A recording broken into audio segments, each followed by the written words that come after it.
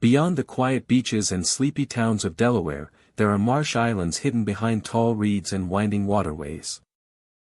Islands that disappear beneath fog at night. Islands where the water barely moves. Islands where cabins sit alone, rotting slowly, surrounded by silence. By day, these marsh islands seem peaceful. The air smells of salt and wet grass. Birds circle lazily above shallow water. But when the sun goes down, the marsh changes.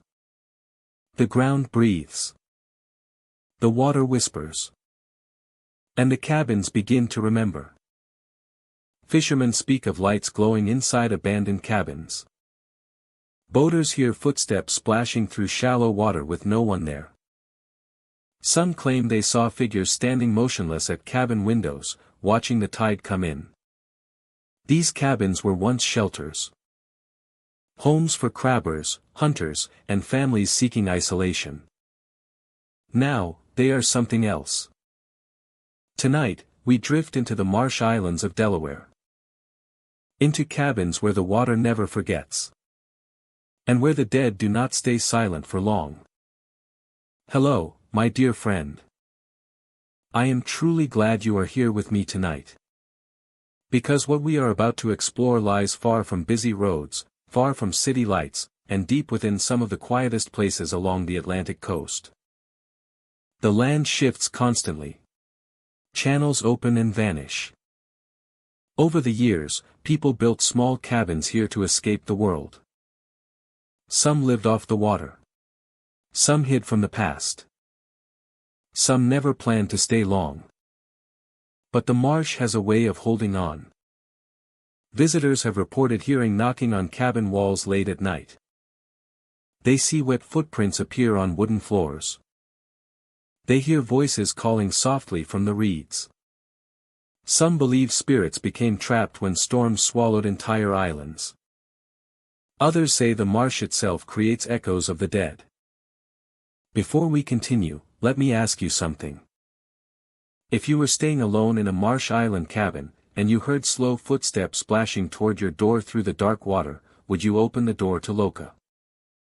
Or would you stay silent and hope the sound passed by? Now, breathe slowly. And let us step carefully into the most haunted marsh island cabins in Delaware. Blackwater Reach Cabin stands alone above a wide stretch of marsh where the water never fully stills.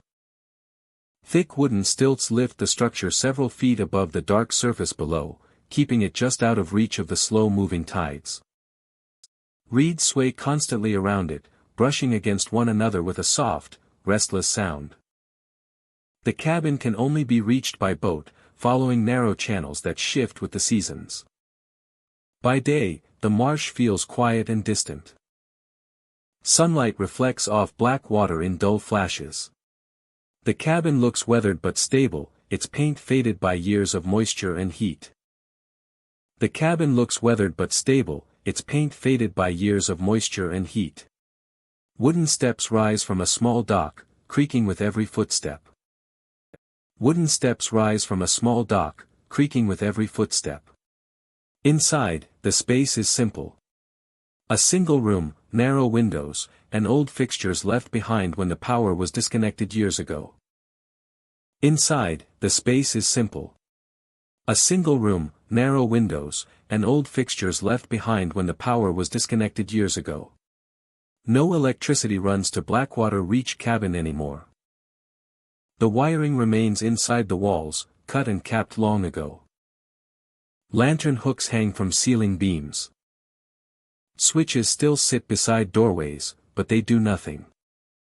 Visitors are told clearly that the cabin has no power, no lights, and no connection to the outside world once the sun goes down. Night arrives quickly over the marsh. The horizon fades into shadow.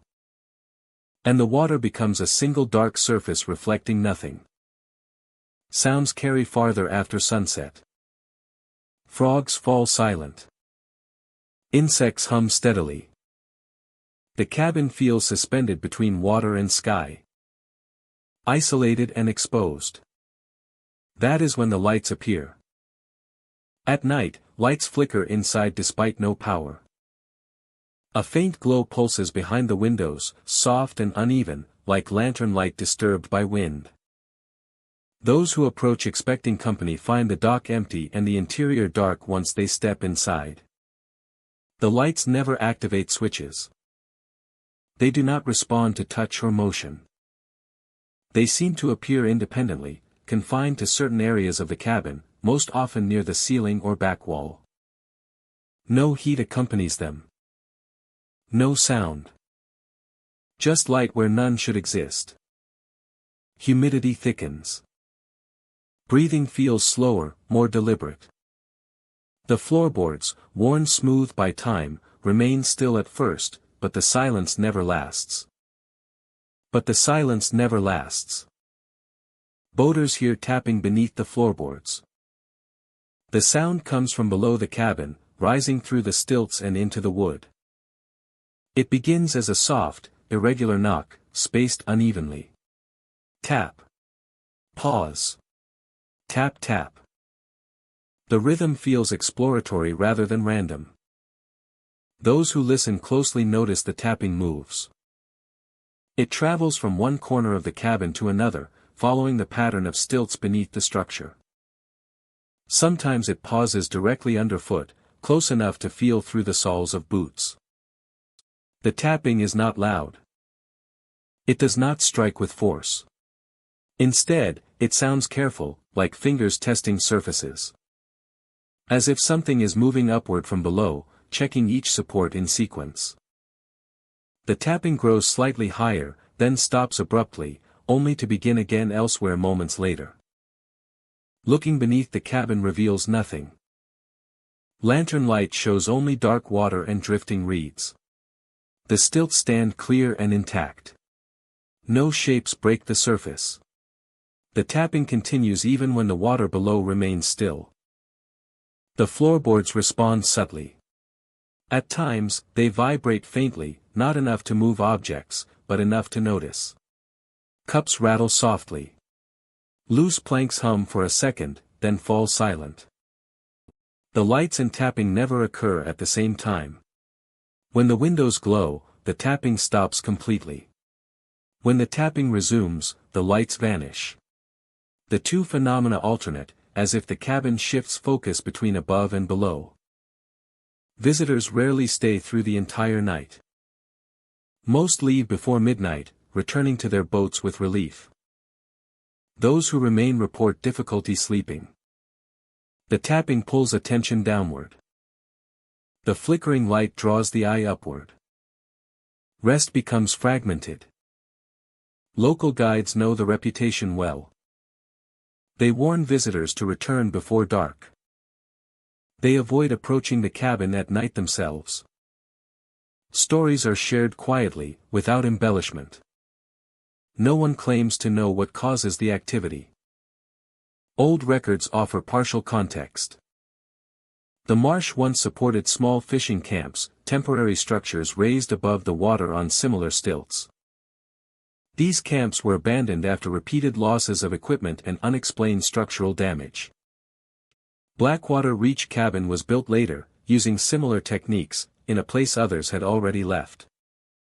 Some believe the marsh reacts to intrusion. They say the water here never truly empties. That channels shift and depths change without notice. According to this view, the tapping is pressure moving through submerged roots and debris, translated into sound by the cabin above. Others believe the cabin attracts attention. They say the structure interrupts something beneath the surface, creating a point of focus. The lights represent awareness within the space, while the tapping reflects movement below, responding to that presence. Boaters passing late at night report unusual sensations. Engines feel sluggish near the cabin. The air grows still. The water reflects the cabin lights even when none are visible from inside. Some hear tapping echoing through the hulls of their boats, though the sound fades once they move away. No damage has ever been found. The cabin remains structurally sound. The stilts show no signs of impact. The floorboards hold steady. Whatever causes the sound leaves no marks. Morning changes everything. Sunlight reveals the cabin as empty and quiet. The windows show no trace of light. The floorboards are silent. The marsh resumes its steady movement, indifferent and calm. Those who return in daylight often question their memories. Without darkness, the place feels harmless. The water glints softly. Birds return. The tapping and lights feel impossible in hindsight. Yet the stories persist. Different visitors describe the same sequence. Flickering light without power. Tapping beneath the floor. The sense of something testing the boundary between water and wood. Blackwater Reach Cabin remains standing above the marsh. It offers shelter by day, isolation by night. It does not chase or threaten. It does not collapse or reveal itself fully. Instead, it waits above dark water, responding to night with light and sound, marking its presence to anyone close enough to notice. The marsh below continues to move slowly. The cabin remains raised just out of reach. And when darkness settles over Blackwater Reach, the lights may flicker once more, and the tapping may begin again, as if something below remembers the cabin is still there, standing quietly above the water, listening. Whisper Reed Cabin sits in the center of a wide marsh where the land lowers and water hides beneath tall grass. Reeds surround the structure completely, rising well above the roofline and bending together in dense layers. From a distance, the cabin is invisible, swallowed by green and gold stalks that sway constantly with the slightest movement of air. The path leading to the cabin is narrow and easy to lose. Insects buzz. Birds call from hidden perches. Wind slides through the reeds with a steady hiss that feels alive. The cabin itself is small and plain. Wooden walls weathered smooth by time. Windows set deep, as if meant to keep something out rather than let light in. It was built decades ago as a seasonal shelter for reed cutters and surveyors, a place to rest above damp ground. Few people visit now, and fewer stay overnight. Light fades unevenly as the reeds catch the last color of the sky. Shadows stretch and overlap, erasing clear boundaries. The constant daytime noise begins to thin. Insects quiet. Birds retreat. Wind slows until the reeds move only slightly, brushing together with a soft, irregular sound. That is when the whispers begin. At first, they are easy to confuse with the reeds themselves. A shifting murmur that seems to travel along the walls. Visitors pause, listening, telling themselves it is just the wind finding new paths through the stalks. The sound, however, does not behave like wind. It forms patterns. The whispers slide along the exterior of the cabin, circling slowly. They rise and fall in volume without matching the movement of air. They stop abruptly when acknowledged, then resume once attention drifts elsewhere. Inside, the cabin feels tighter after dark. Walls seem closer. The ceiling lower. Lantern light does not reach corners fully, leaving soft pockets of shadow that feel occupied even when empty.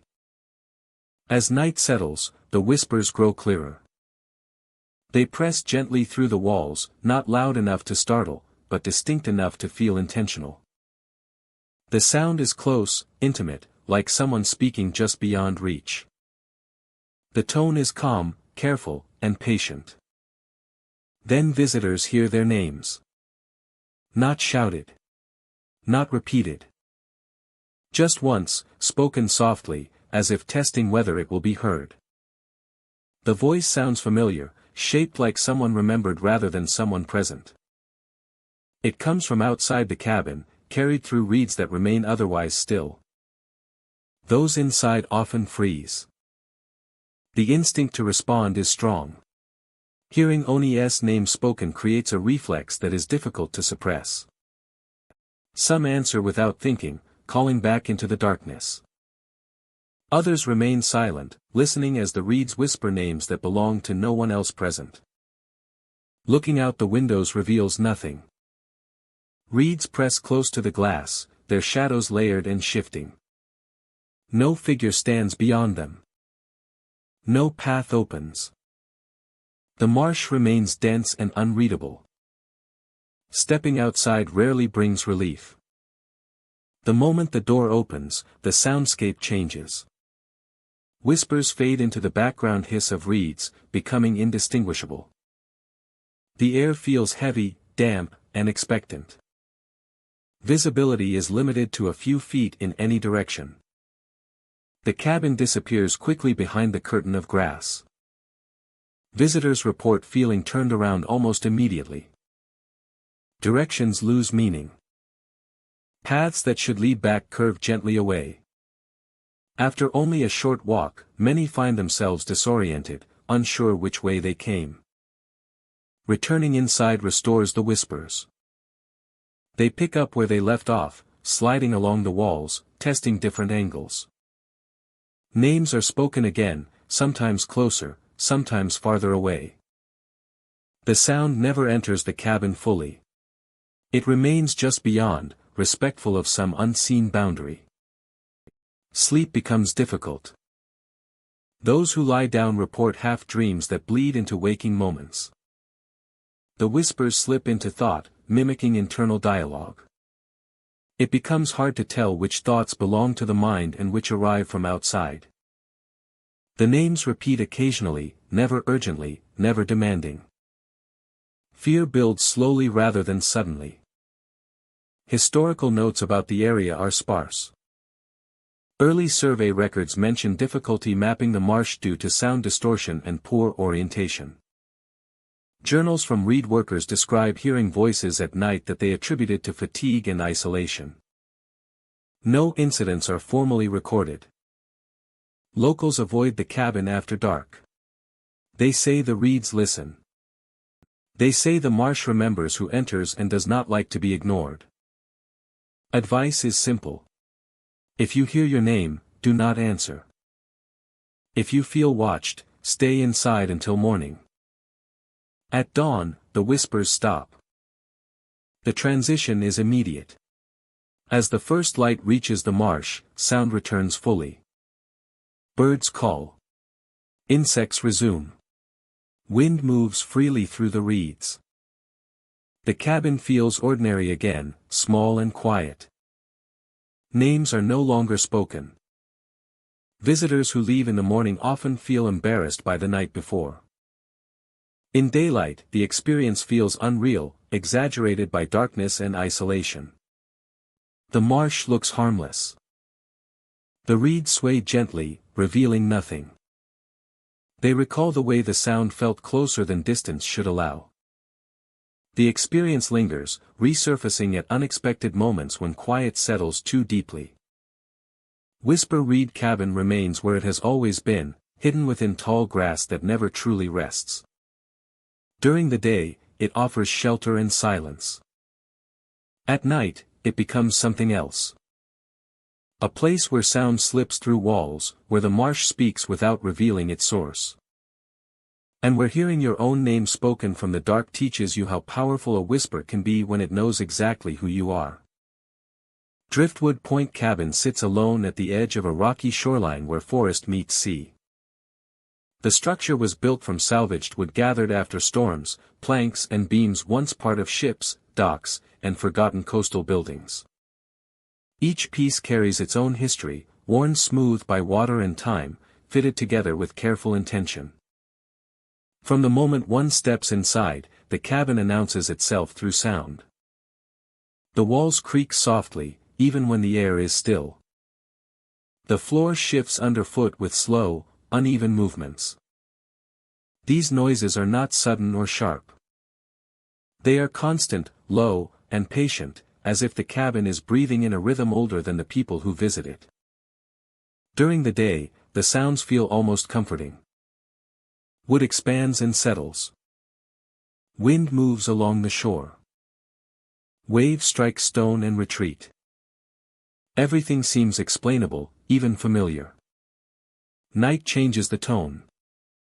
Night changes the tone. As darkness settles over Driftwood Point, the creaking grows more pronounced. The cabin responds to temperature shifts and rising moisture with deeper groans that travel through the beams. That is when the footsteps start. Guests often hear them first on the porch. Slow steps crossing the wooden boards, measured and deliberate. The porch creaks under the weight, responding exactly as it would if someone were walking just outside the door.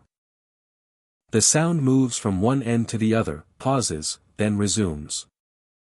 Opening the door reveals nothing. The porch stands empty, moonlight reflecting off damp wood. No footprints appear, even when rain has passed recently. The footsteps resume once the door is closed, circling the cabin as if continuing an interrupted route. Those staying alone describe an urge to listen closely, to follow the sound with their attention. The footsteps never rush. They never knock. They simply move, back and forth, patient and unhurried. Inside the cabin, the windows often show the next sign. Wet handprints appear on the glass, faint at first, then clearer as moisture condenses around them. The prints are human in shape, palms and fingers spread, pressed flat against the pane. They vary in size and height, some placed higher than others, as if made by individuals of different statures. The moisture does not drip or run. It clings to the shape of the hand, then slowly fades, leaving the glass clear once more. No marks remain by morning. Guests who wipe the windows clean find the prints returning later the same night. Curtains drawn do little to prevent them. The sense of presence remains, close and attentive, separated only by thin walls and glass. Those who step outside during these moments often feel an immediate chill, regardless of weather. The air near the cabin feels heavier, saturated with the smell of salt and old wood. The shoreline lies quiet, waves moving steadily, offering no explanation for what the cabin seems to host. Local records indicate that Driftwood Point has long been a place where debris collects. Storms carry wreckage from far offshore, depositing broken timbers and fragments along the rocks. The cabin itself was built from these remains, assembled from pieces that once floated freely, untethered and moving with the tide. Some believe the constant creaking comes from the wood remembering motion. Others suggest that the cabin never fully settled, that it still responds to the sea's pull, shifting minutely with each tide.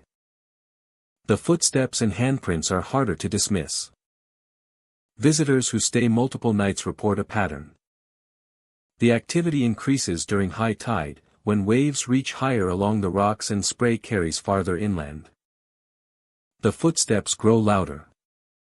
The handprints appear more frequently, sometimes overlapping, as if more than one presence is there.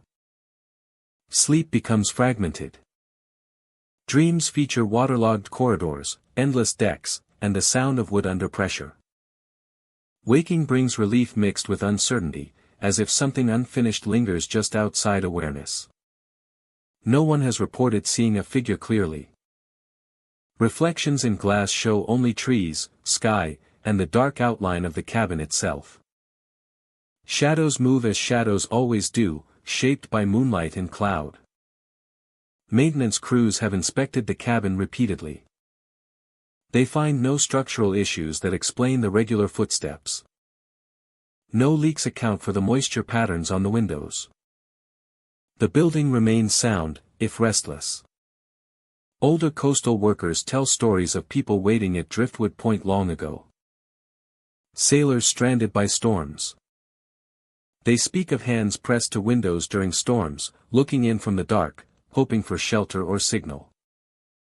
If you hear footsteps, stay inside. If you see handprints, do not touch the glass for too long. Let the cabin move through its night. What remains consistent is the advice shared quietly with visitors. Whether these stories are metaphor or memory varies by who tells them.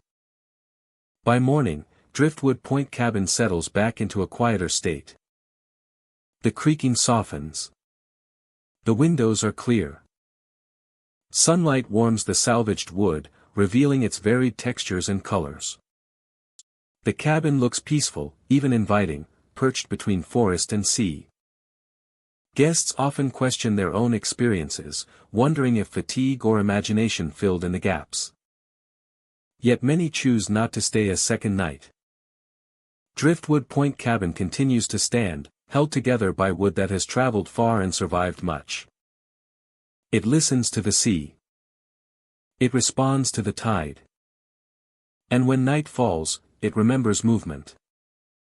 Carrying the echoes of steps and hands that once searched for solid ground. Pressing gently against the thin boundary between inside and out.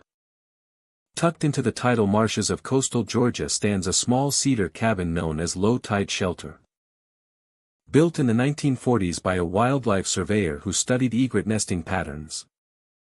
It rests on 16 hand-driven cypress palinxa elevated just enough to stay dry during average high tides. The structure is simple. One room. A wood stove. 2 narrow bunks. A screened porch facing the Salt Creek.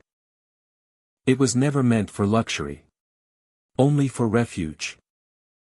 Yet over the decades it has become known not for its utility but for its quiet anomalies. The flooding is predictable. Twice a day as the moon pulls the Atlantic inland the creek swells. Water laps at the pilings. Then rises further. Seeping through the floorboards in slow deliberate threads until the cabina's interior holds 6 to 8 inches of brackish water. No leaks in the roof. No cracks in the walls. The water comes from below. As if the floor itself breathes it in. By dawn it recedes just as steadily, leaving behind only damp wood and the faint mineral scent of marsh and silt. The flooding is predictable. It is during this influx that guests report the most persistent phenomenon. A sound beneath the floorboards. Not gurgling. Not bubbling. But rhythmic. Deep. Steady breathing. Inhale. Pause. Exhale. Like something large resting just beneath the cabin. The sound grows louder as the water rises, peaking when the floor is fully submerged. It does not echo. It resonates. Vibrating faintly in the wooden beams. Some describe it as calming at first. Almost meditative. But as the night deepens, the rhythm begins to sync with their own breath until they catch themselves holding it. More unsettling are the boots. Many guests remove their footwear upon entering, placing them neatly by the door. Yet several wake before dawn to find them filleta not spillita filled with cool, clear marsh water. No splashing. No damp trails across the floor. Just the boots standing upright, brimming to the top. The water carries a faint saline tang and traces of microscopic diatoms common to the local estuary. Lab tests confirm it is real. Fresh. And impossibly placed. The cabin's foundation offers quiet clues. Core samples taken in the 1990s revealed that the pilings were driven not into firm clay but into a layer of compacted peat and ancient shell medina. Remnants of a long-abandoned coastal settlement. Beneath that lies a buried oyster reef fossilized over centuries. Geologists note that such formations can trap pockets of water and gas that shift subtly with tidal pressure. When compressed, these voids may release slow exhalations audible as low-frequency pulses through wooden structures. A plausible explanation. Yet it does not account for why the breathing always begins at the same water level. Or why it stops precisely as the tide turns. Local watermen speak of the shelter with quiet regard. Not superstition. Observation. That some places do not forget contact. He never stayed overnight. A gesture of respect. Those who return often do so with intention. They bring extra pairs of socks. They place their boots upside down on the stove ledge. Some leave a small offering on the porch railing, a smooth stone, a sprig of saltgrassa as acknowledgement. None have been harmed at low-tide shelter. No structural failures. No illnesses linked to the water. The phenomena are consistent. Recurring. Almost cyclical. Perhaps the breathing is not a sign of life beneath the floor, but of memory. Of the land itself recalling the pulse of tides that have shaped it for millennia. And the filled butsa, maybe they are not warnings, but reminders. That this is not dry land. Not solid ground. But a threshold. A place where the sea still claims its due. When the water recedes and sunlight warms the cedar walls, the cabin dries slowly. The floorboards creak as they settle. The air grows still. For a few hours at low tide the shelter rests. Waiting. As it always has. At the edge of the great saltmire, where the solid ground softens into peat and whispering reeds, stands a forgotten structure known as the lantern-hooked cabin. It is a simple, weathered thing of gray timber and a sagging roof, long abandoned by any permanent resident. Its most distinctive feature is an old lantern hanging on the porch. It looks like it belongs on the deck of a ship, not on the porch of a marshland cabin. And it is the source of the only consistent activity for miles around. Every evening, without fail, the lantern lights itself. It happens precisely at 8:17 p.m., according to those who have timed it. There is no one to fill it with oil, no hand to strike a match.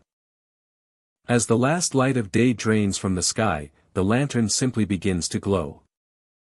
It is not a sudden ignition, but a slow, warm bloom of light that grows from within the glass. Casting a soft, buttery radiance across the warped porch planks and out into the first few yards of marsh grass. And out into the first few yards of marsh grass. This is the moment when the world is bathed in an otherworldly light. A moment of wonder, a moment of magic. A moment that will be etched in their memory forever. It burns with a steady, unwavering flame. Until the first hint of dawn. When it gently fades away. This has happened, according to local records, for over 70 years. The light is a known landmark, a fixed point in the shifting, misty landscape. Fishermen use it to orient themselves on moonless nights. For most, it is merely a curious anomaly, a subject for campfire tales. But there is another, more troubling chapter to the story. A handful of individuals, drawn by curiosity or a misplaced sense of adventure, have made a fateful decision. They have attempted to follow its glow. Not to admire it from a distance, but to walk towards it, and then past it, into the marsh. The lanterna's light does not behave like ordinary light. It does not simply illuminate a static area. From the cabin porch, the glow seems to project a distinct, almost solid pathway. It cuts through the fog and darkness, creating a tunnel of visibility that leads away from the cabin and deep into the heart of the saltmire. The light seems to settle on hummocks of grass and firm-looking patches of ground, suggesting a route. It is an invitation, clear and deliberate. Those who have accepted the invitation rarely return unchanged, if they return at all. Their fragmentary accounts describe a path that seems to lead endlessly inward. The familiar sounds of the marsh fade away, replaced by a profound, damp silence. The lanterna's light, seen from within the pathway, does not cast shadows behind you, only ahead. It feels less like walking through a place, and more like being drawn along a predetermined course. The path never loops back to the cabin. It leads deeper, always deeper, until the cabin's light is just a distant speck. And the traveler is surrounded by an endless, flat blackness, punctuated only by the glow at their feet. Search parties looking for the missing have noted a frustrating detail. The lanterna's light is utterly unreliable as a search beacon. If you are looking for someone lost in the marsh, the lantern will shine only on its own porch. That particular glow is visible only to those who have chosen to follow it, as if the marsh itself is selective about who it allows to see its roads. A botanist, studying the unique peat formations, camped near the cabin for a week. In her official report, she noted the predictable self-ignition of the lantern as a probable bioluminescent gas emission from the marsh, ignited by a residual spark in ancient wiring. But her personal journal told a different story. On her final night, overwhelmed by a sense of profound guidance, she took 3 steps off the solid path onto the glowing trail. She wrote that the air tasted of ancient pollen and still water, and the light felt warm on her skin, like a hand on her shoulder, gently urging her forward. She turned back after only 10 paces, gripped by a primal fear. In the morning, she found her boots, which had been clean, caked in a layer of gray, sulphurous mud not found anywhere near her campsite. The prevailing theory among the few who dwell on the marsh's fringe is one of guardianship. They believe the cabin and its lantern were never meant as a residence. They were a warning and a ward. The lantern lights itself to mark a threshold. Its predictable glow says, here is safety, here is the edge. The path it projects is not a trail for the living. It is a route for something else, a nightly offering of light for whatever moves through the deep marsh so it does not stray toward the towns. To follow the glow is to mistake hospitality for invitation. To step off the map and onto a road that has a destination. But no return journey. The lantern hook cabin remains, its light blooming each evening at 8:17. It is a clock marking the border between the known and the unknowable. The solid ground ends at its steps. Beyond its soft, glowing sphere, the deep marsh waits. And the path shines clearly, patiently, into the dark. Sinking Grass Cabin rests in the middle of a wide, open field where tall grass grows thick and pale green. From a distance, the land looks calm and level, stretching gently toward the horizon. Only when you get closer does the ground begin to feel uncertain, soft beneath each step, as if the earth itself is slowly giving way. The cabin was built decades ago as a seasonal shelter for herders and surveyors. Its wooden frame sits low, supported by shallow footings rather than deep foundations. At the time, the land seemed firm enough. Over the years, subtle changes began to appear. The ground around this cabin sinks slowly. The change is gradual, measured in inches over long stretches of time. Fence posts lean. Stones placed near the walls settle unevenly. Grass grows thicker near the cabin, fed by moisture rising from below.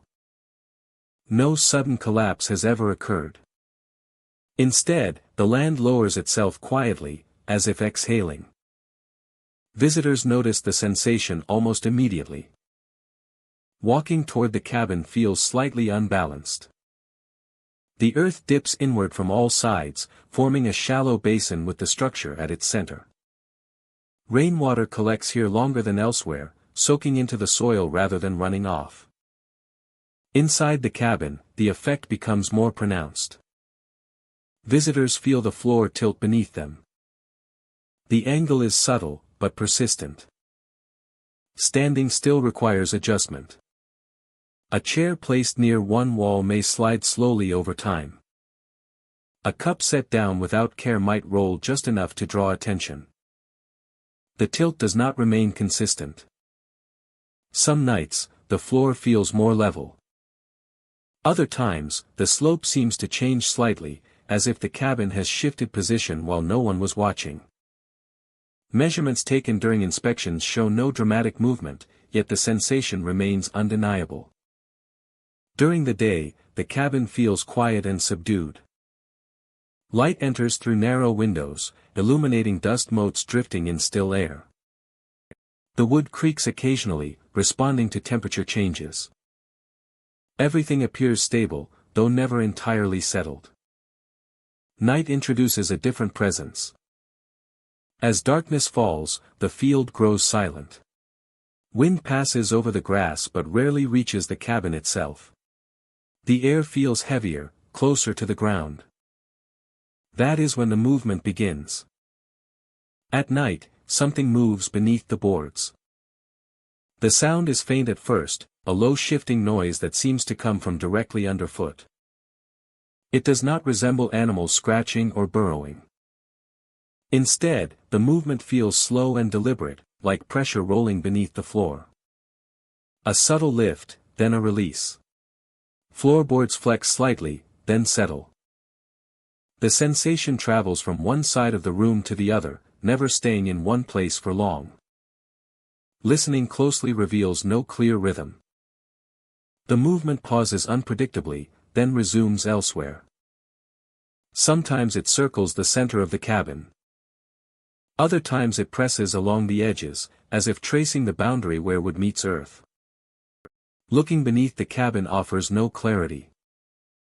Lantern light reveals packed soil and tangled roots, damp but undisturbed. No tunnels appear. No gaps open. The ground looks solid, despite the sensation of motion above it. The movement never breaks the surface. Nothing emerges. No boards lift. No cracks form. The cabin remains intact, though constantly responding to what lies below. Visitors often describe a sense of being carried. The tilt of the floor combined with the slow shifting creates the impression that the cabin itself is drifting, almost floating. It is not violent or abrupt. The motion feels patient, steady, and intentional. Sleep becomes difficult. Those who lie down report feeling the bed adjust slightly during the night. Not enough to wake fully, but enough to interrupt deep rest. Dreams feel shallow and restless, shaped by the sensation of imbalance. Some wake convinced the cabin has moved. Stepping outside reveals the same field, the same grass, the same horizon. Yet the sense that something changed overnight lingers, difficult to shake. Local explanations vary. Some say the land is saturated beneath the surface, slowly compacting under its own weight. According to this view, the movement is simply the earth settling, reacting to moisture and time. Others believe the cabin sits atop an old, buried channel where water flows unseen. They say pressure builds and releases beneath the soil, shifting layers just enough to be felt above. A few offer quieter theories. They believe the ground itself is alive in a way not easily measured. That it moves slowly, adjusting to presence, responding to weight and warmth. In this telling, the cabin is not sinking by accident, but being drawn downward deliberately. The sinking never accelerates. Year after year, the cabin lowers at the same slow pace. Repairs raise the structure slightly, only for the land to reclaim the height over time. The process is consistent, almost careful. No one has been harmed at Sinking Grass Cabin. There are no sudden collapses, no trapped visitors. The experience is unsettling, but controlled. The movement beneath the floor never becomes aggressive. It remains curious, exploratory, restrained. Maintenance crews limit overnight work. Daytime repairs feel manageable. At night, the sensation of movement proves too distracting. Tools vibrate faintly on the floor. Measuring equipment produces inconsistent readings. Crews prefer to leave before sunset. Those who stay the night often leave early. They describe a growing awareness of the ground beneath them. An inability to relax while feeling supported by something that does not feel still. Some return years later, curious whether the sensation remains. It always does. The cabin continues to sink, inch by inch. The grass continues to grow thick around it. The floor continues to tilt just enough to be noticed. And beneath it all, the movement continues, slow and persistent. Morning restores a sense of normalcy. Sunlight steadies the eyes. The field stretches out again. The cabin looks unchanged, though slightly lower than before. Birds return to the grass. The land appears calm and accepting. Yet the memory of night remains. Visitors recall the subtle shift underfoot. The quiet motion beneath the boards. The sense that the cabin rests on something that does not intend to remain still. Sinking grass cabin stands where it always has, slowly descending into the field that surrounds it. It does not resist the process. It does not collapse or cry out. It simply settles, responding to whatever moves beneath it, allowing the land to take its time. The grass continues to grow. The ground continues to sink. And at night, beneath the wooden boards, something continues to move, reminding anyone who stays that stability can be an illusion, and that the earth below is never as quiet as it appears. The area is quiet even during the day, broken only by slow ripples and distant wind. The cabin was built as a research shelter decades ago, placed carefully on slightly raised land to avoid flooding. Over time, its purpose faded, but the structure remained. The herons arrived gradually. At first, only a few appeared, tall and pale shapes standing motionless in the water nearby. They gathered without sound, spaced evenly as if arranged. Now they are always there. No matter the season, herons surround the cabin. They stand in the reeds, along the shoreline, and on the roof itself. Their long necks curve gently, heads tilted in quiet attention. They do not call. They do not move unless necessary. They stand in the reeds, along the shoreline, and on the roof itself. Their long necks curve gently, heads tilted in quiet attention. Visitors approaching the cabin expect the birds to scatter. The herons remain where they are, watching calmly as people draw near. Some shift their weight slightly. Others blink slowly. Wings stay folded. No alarm passes through the group. The absence of reaction unsettles more than flight ever could. Walking among them feels like crossing into a held moment. Footsteps sound too loud against the soft ground. The birds do not step aside. They allow space without retreating, maintaining their positions. They mark something invisible. Light enters through narrow windows, but it does not behave as expected. Shadows appear where nothing blocks the sun. They stretch and slide across the walls in smooth motions, independent of any visible source. The shapes are soft-edged, never sharp, as though cast by objects that do not fully exist. When artificial light is introduced, the shadows continue their slow movement, unaffected by direction or brightness. They cross over furniture, along the ceiling, and down the corners of the room with deliberate pace. The effect is subtle but persistent. Visitors notice it first out of the corner of the eye. A darkening where there should be none.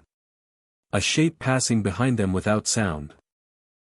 Turning to look reveals only bare wall and steady light. Looking away brings the motion back. The cabin never feels empty. Despite the lack of sound or visible movement, there is a constant sense of presence. Not crowded, not aggressive, just aware. Time inside stretches unevenly. Minutes feel longer. Silence grows dense. Those who stay overnight report restless sleep. Dreams feel shallow and unfinished, interrupted by the impression of movement just beyond sight. Waking brings no clarity, only the lingering feeling that something has passed through the room while awareness was low. Outside, the herons remain. Even in darkness, their pale forms are visible, standing exactly where they were before sunset. Moonlight catches on their feathers, turning them almost luminous against the dark water. They do not sleep. They do not shift. Some visitors attempt to count them, only to lose track. The number feels inconsistent, as if the group cannot be fully measured. Looking away and back again changes nothing obvious, yet certainty slips. They hold the perimeter precisely. None cross the threshold. They stand close, sometimes only a few feet from the walls, but they do not step onto the porch or peer inside. Their attention feels fixed on the structure itself rather than the people within. Researchers once attempted to study the behavior. They set up cameras and observation equipment. Recordings show the herons standing motionless for hours. Playback reveals nothing unusual until reviewed closely, when subtle discrepancies appear. Shadows move in frames where lighting does not change. Birds seem to shift position between frames without recorded motion. The equipment was eventually removed. Local residents avoid the area, not out of fear, but respect. They say the cabin rests in a place that does not belong fully to land or water. They say the herons are markers, not guardians, not threats. Simply witnesses. Structural analysis finds nothing that could produce them. No hidden openings. No irregular surfaces. Light measurements remain consistent even when shadows move. There is no recorded source. Those who spend extended time inside report a gradual dulling of urgency. Plans feel distant. The desire to leave weakens, replaced by a quiet acceptance of staying still. It takes effort to break that state, to gather belongings and step outside. Once beyond the herons, clarity returns. The birds do not follow. They remain where they are, watching departure with the same calm attention given to arrival. Looking back, the cabin appears smaller than expected. From afar, the herons blend again with reeds and water, becoming part of the landscape. The structure looks abandoned, unremarkable. It is difficult to reconcile that image with the experience of being inside. Many who visit do not speak about it afterward. The details feel fragile, easy to dismiss.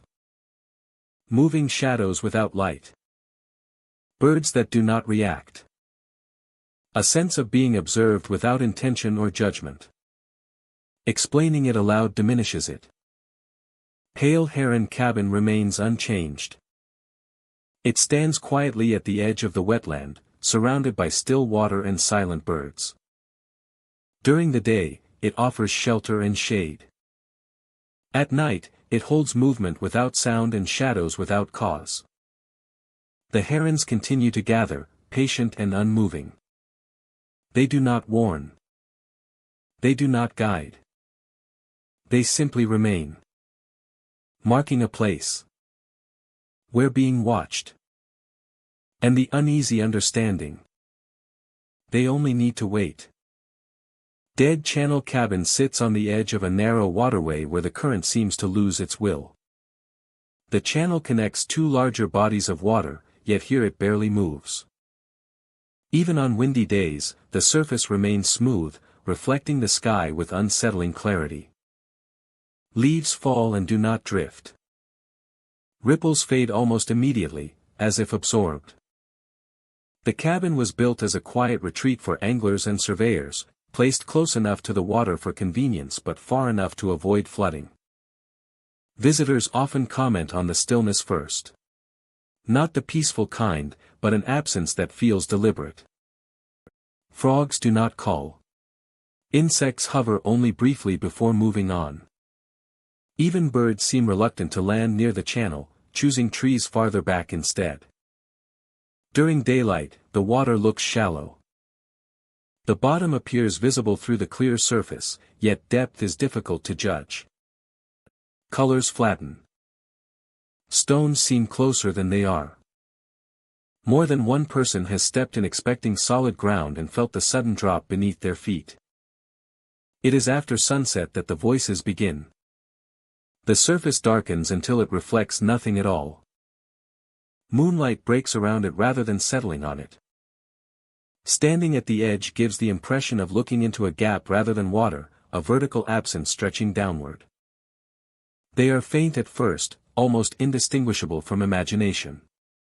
Soft sounds rising from beneath the surface, not splashing or bubbling, but shaped, patterned. Some describe them as murmurs. Others hear their own names carried upward in tones too quiet to locate. The voices never come from the shore. They always rise directly from below, as if the water itself is speaking. Those who listen too long report a pressure in their ears, followed by a strange calm. Thoughts slow. The urge to step closer grows. The edge of the channel feels less like a boundary and more like an invitation. Most people pull back instinctively. The sensation fades once distance is restored. But some ignore the warning and wade into the water. The channel remains still even when disturbed.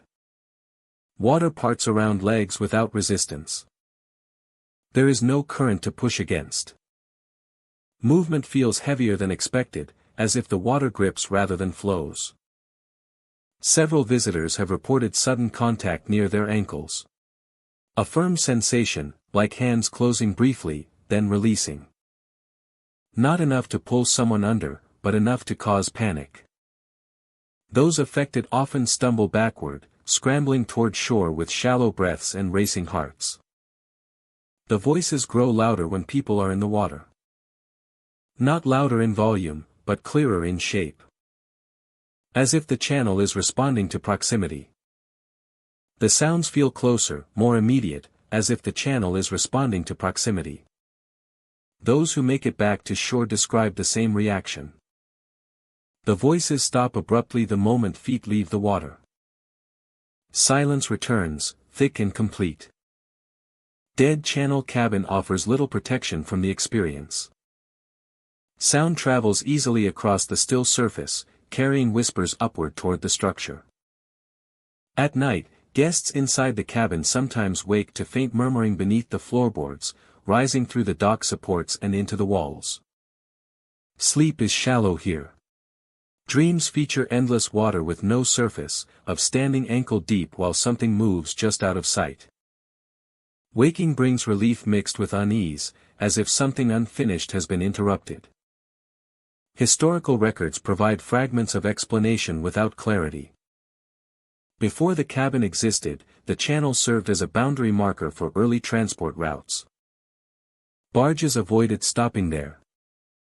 Logs mention stalled boats and lost equipment, though no reason was recorded. Local accounts suggest the channel was once deeper, dredged repeatedly, then abandoned. Work crews complained of tools slipping from their hands. Modern testing shows nothing unusual. Water composition falls within normal ranges. Sonar scans reveal a consistent bottom profile.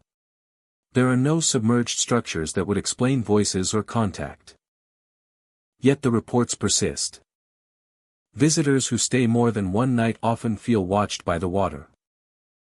Not observed from a distance, but from directly below, as if the channel is aware of weight and movement along its edge. Those who ignore the sensation sometimes feel it intensify.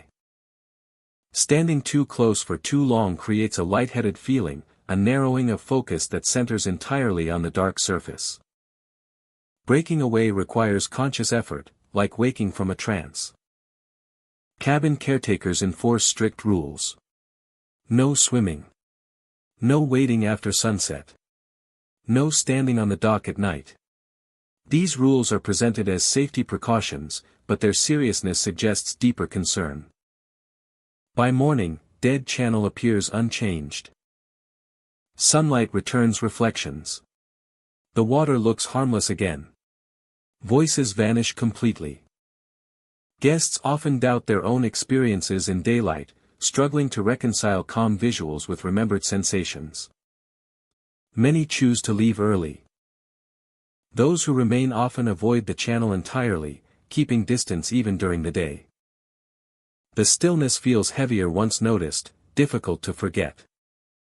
Dead Channel Cabin remains available for use, though it rarely fills. It offers shelter, warmth, and quiet surroundings. Nothing within the cabin itself is dangerous. The water, however, remains patient. It does not surge or threaten. It waits, smooth and unmoving, holding sound beneath its surface. And for those who step too close, who linger too long at its edge, the channel sometimes reaches upward just enough to remind them that stillness does not mean emptiness. On a narrow spit of land along the South Carolina lowcountry coast stands a weathered cedar cabin known as the Salt Widow Cabin. Built in 1873 by Elias Mercer, a shrimper and net mender, it was designed to catch the sea breeze and withstand the summer storms that rolled in from the Atlantic. Its walls are tight.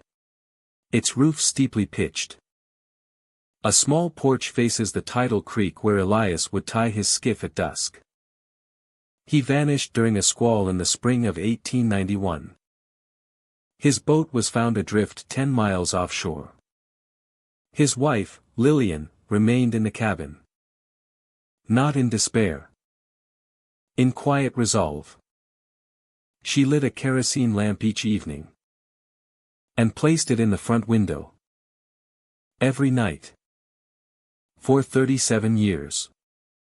Until the day she passed peacefully in her chair. The lamp still burning beside her. The cabin has changed little since. The window remains. The lamp sits on the same pine scylla. Though no one fills it with oil. Yet every evening as twilight deepens, a soft amber glow appears inside. Faint. Steady. Visible only from the marsh path. The light does not flicker. It does not cast strong shadows. It simply exists. As if memory itself has learned to hold a flame. It is during these hours that visitors report the crying. Not loud. Not frantic. A low steady weeping carried on the marsh wind. Some describe it as the sound of grief that has long since passed the point of anguish and settled into something deeper. Something enduring. Hydrophones placed near the creek bank have captured the sound with startling clarity. Spectral analysis shows no vocal distortion. No electronic interference. Just a human voicia familia soft and resonanta repeating no words, only breath and release. Most haunting is the figure. Seen only at night. Only from a distance. Tall. Still. Watching the path. Waiting. She fades. Like mist thinning in morning light. By the time one reaches the porch steps, only the scent of salt and dried rosemary remains. Local families speak of Lillian with reverence. Not as a ghost but as a presence. Her gardenia once filled with sea oats and Confederate rosea still blooms each June though no one tends it. Seeds appear in the soil each spring.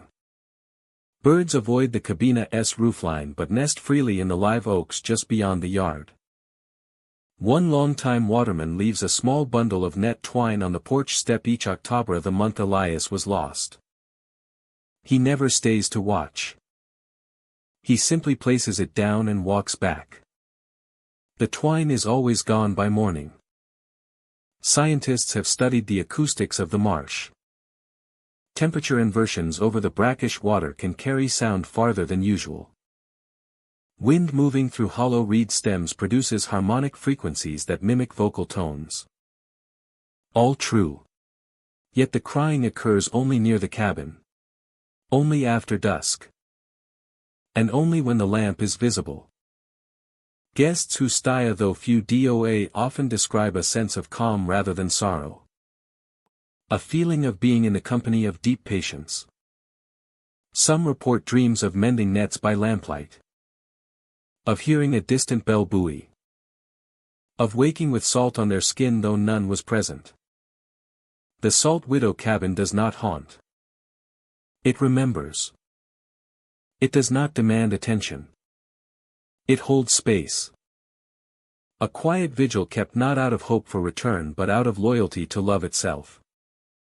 Perhaps the figure is not waiting for Elias to come home. Perhaps she is ensuring the world does not forget what it means to wait with grace. The marsh breathes. The tide turns. And each evening as the light fades the lamp glows once more. The door opens slowly on its own. And she stands there again. Not in sorrow, but in steadfast light. At the edge of Greywater Lake, shrouded by perpetual mist, stands a lonely structure known as the Crooked Pier Cabin. It is not accessible by land. The only approach is a long, weathered wooden pier stretching out from the shrouded shore. This pier has a peculiar and unsettling feature. At its midpoint, for no apparent structural reason, it bends sharply. Not a gentle curve, but an abrupt, 45-degree angle that obscures the final section and the cabin itself from the view of anyone on shore. To reach the cabin, you must walk the planks. Round the corner. And commit to the journey. With the destination completely hidden until the last moment.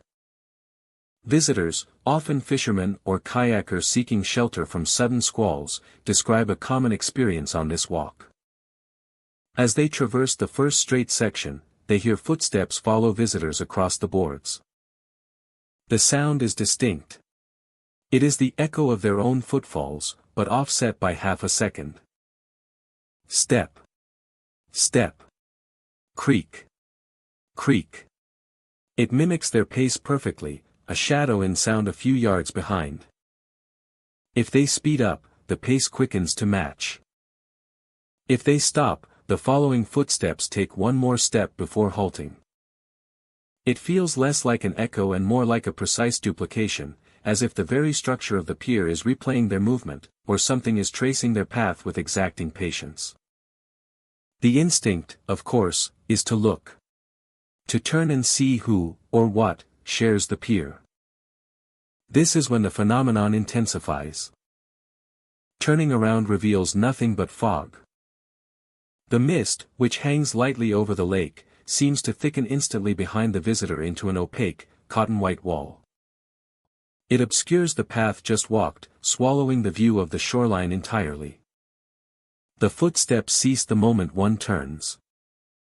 There is only silence, the lap of dark water against the pilings, and the impenetrable whiteness. When the visitor turns back towards the cabin and resumes walking, the footsteps begin again, precisely where they left off, trailing close behind. One geologist, Dr. Silas Reed, visited to study the unique mineral deposits on the Cabina's foundation. He was a man of rigorous method. On his first approach, he conducted an experiment. He walked 10 paces, then stopped abruptly. The following footsteps took one additional step, as expected. But then, Dr. Reed quickly dropped a small, bright orange marker from his pocket onto the planks before turning around. He noted that the fog did indeed swirl in, obscuring the pier behind him after only a few feet. When he turned back to face the cabin, the orange marker was gone. The footsteps resumed as he continued, now accompanied by a faint, wet scent he had not noticed before, like damp stone and old wood. The cabin itself is a plain, sturdy shelter, always dry inside despite the pervasive damp. Its logbook contains entries that focus almost entirely on the journey in, rather than the stay. Many describe an overwhelming feeling of being escorted. Not chased, but purposefully followed, as if the follower was ensuring the visitor completed the trip around the bend.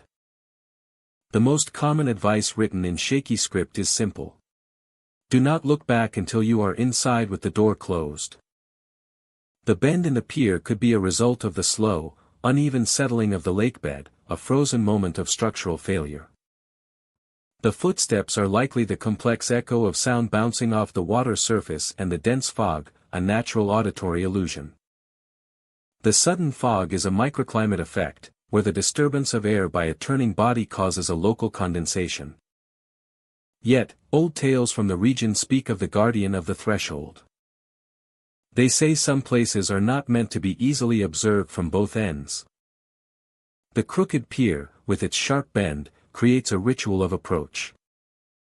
You leave the known world behind with each step, and the path itself closes off your retreat, encouraging you forward. The footsteps are the sound of the threshold acknowledging you, measuring your intent.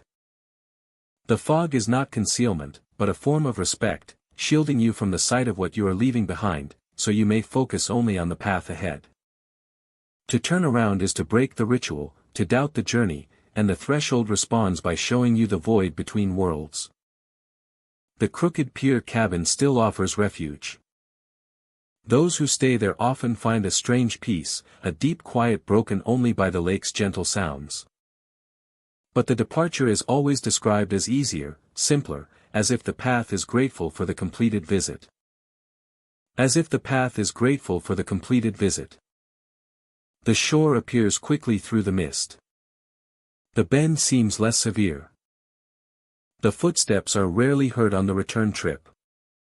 The path is grateful for the completed visit. To visit is to participate in an ancient protocol. You are not just walking to a cabin. You are being conducted. The footsteps are not a threat. They are an observance. The bending pier is not broken. It is designed. And the fog that hides your past steps is a kindness, allowing you to move forward into the quiet, unseen spaces, without the burden of looking back. Mudflat Cabin sits at the edge of a wide tidal plain where land and water never fully separate. During low tide, the ground stretches outward in a vast sheet of dark mud, glistening faintly under the sky. When the tide returns, shallow water creeps back in, covering the flats slowly and without sound. The cabin stands on short wooden supports, just high enough to remain dry, though everything around it feels saturated. Reaching the cabin requires careful timing. Visitors must cross the flats while the tide is low, following narrow paths of firmer ground. Even then, each step sinks slightly, releasing soft sounds and unseen movement beneath the surface. The cabin grows clearer with each step, its shape stark against the empty horizon. The smell of decay clings to this place. It is not sharp or overwhelming at first, but persistent. A heavy, organic scent hangs in the air, blending salt, wet earth, and something older. The smell seeps into clothing and hair, lingering long after visitors leave. Wind does little to disperse it. The mud seems to hold it tightly. By day, the cabin looks abandoned but intact. Its boards are darkened by moisture. Windows are clouded, though unbroken. Inside, the space is sparse. A table, a few chairs, a narrow bed. Everything feels slightly damp, as if the air itself presses inward. The atmosphere shifts as the sun lowers. Shadows lengthen across the mudflats, stretching farther than expected. The ground darkens unevenly, forming patches that seem to deepen and move as the light fades. The smell grows stronger at dusk, thickening the air. Night arrives quietly here. There are no insects. No distant calls. The mudflat absorbs sound completely, creating an unnatural silence. The cabin feels isolated, suspended between sky and ground. That is when the shadows appear. Shadows rise from the mud at night. They form slowly, lifting upward as if pulled from the surface itself. The shapes are vague and fluid, lacking sharp edges. They resemble silhouettes without detail, darker than the surrounding darkness. They stretch upward, then drift slightly, as if buoyed by unseen currents. Some remain close to the ground. Others rise higher, tall and narrow, swaying gently before settling again. The movement is silent. No sound accompanies the rising forms. The mud beneath them does not ripple or shift visibly. Yet the shadows continue to emerge, appearing in different places across the flats, never repeating the same position. Those watching from the cabin feel it immediately. The sensation arrives suddenly, without warning.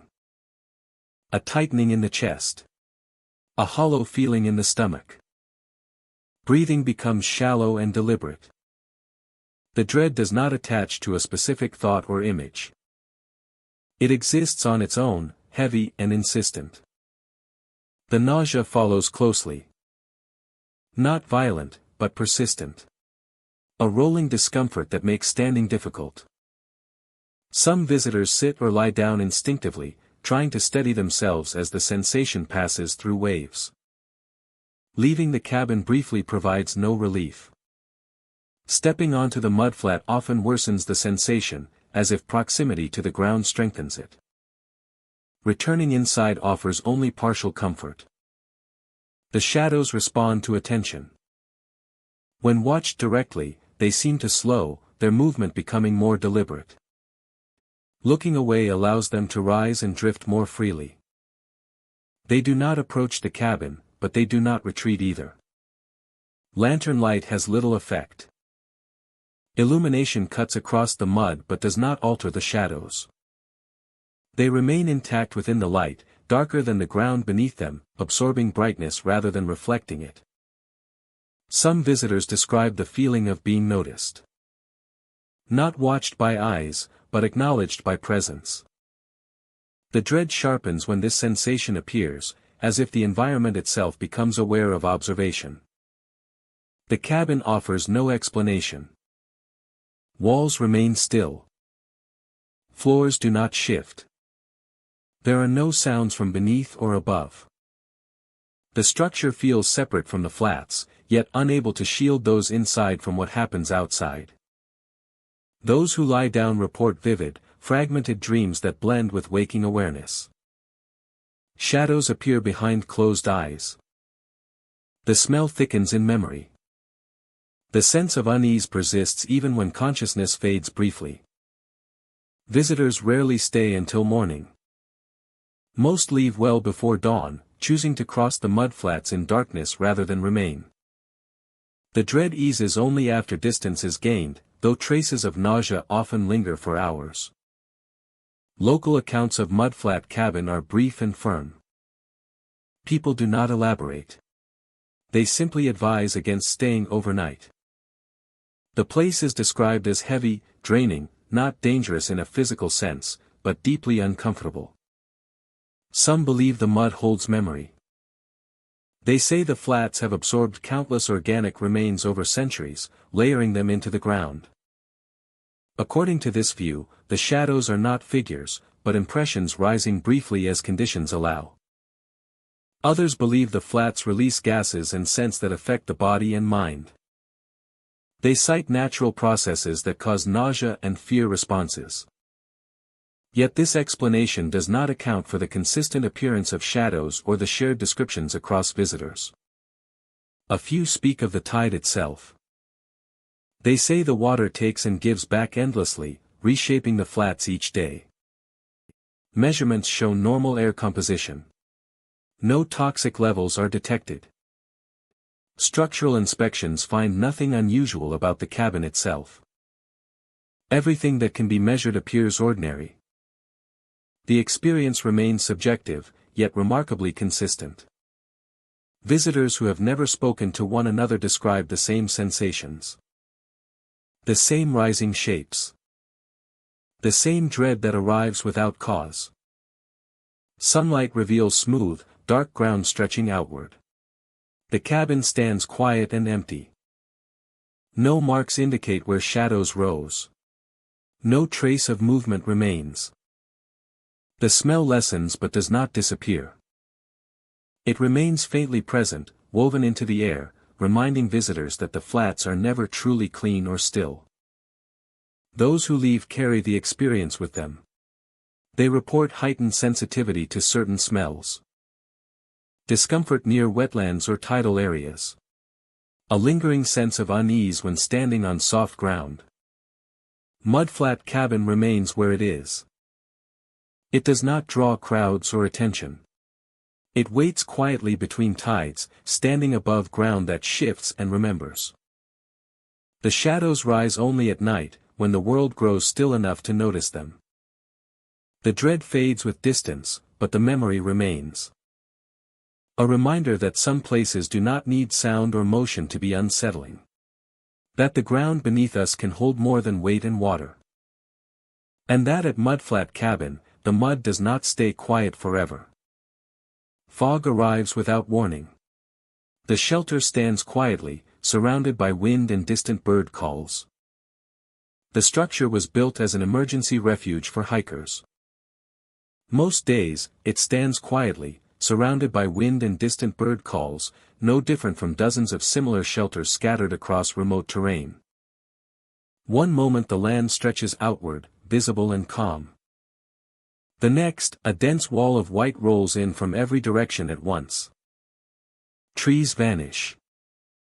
The horizon collapses. The shelter becomes the only solid shape left in the world. Those nearby often describe the sensation as being enclosed rather than surrounded. The fog presses close, thick enough to feel textured, as if the air itself has weight. Even familiar ground becomes uncertain. Sound changes immediately. Wind fades to a dull hush.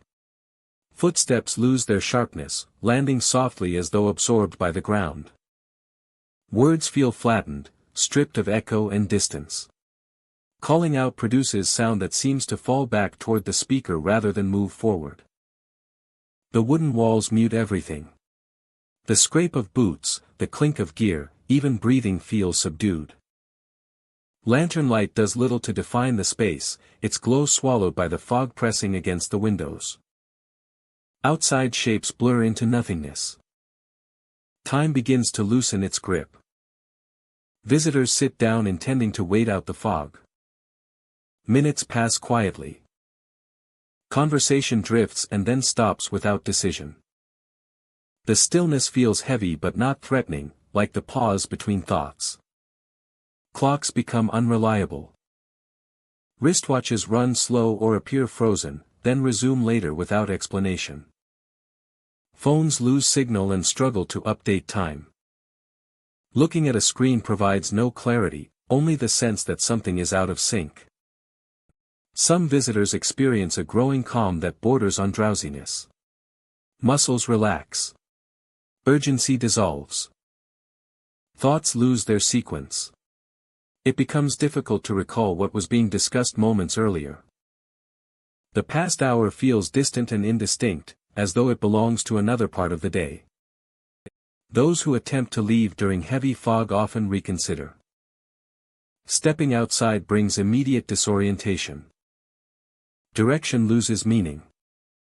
The fog erases depth and distance, making movement feel risky. Sound offers no guidance. Even the shelter's outline fades quickly when turned away from. The sense of waiting resumes, deeper now, more complete. Some report brief lapses. They recall sitting down, then standing again with no memory of the time between. Food is half eaten. Notes trail off mid-sentence. Lanterns burn lower than expected. What should have been minutes becomes hours without conscious awareness. No one remembers sleeping. No sense of rest or fatigue to account for the gap.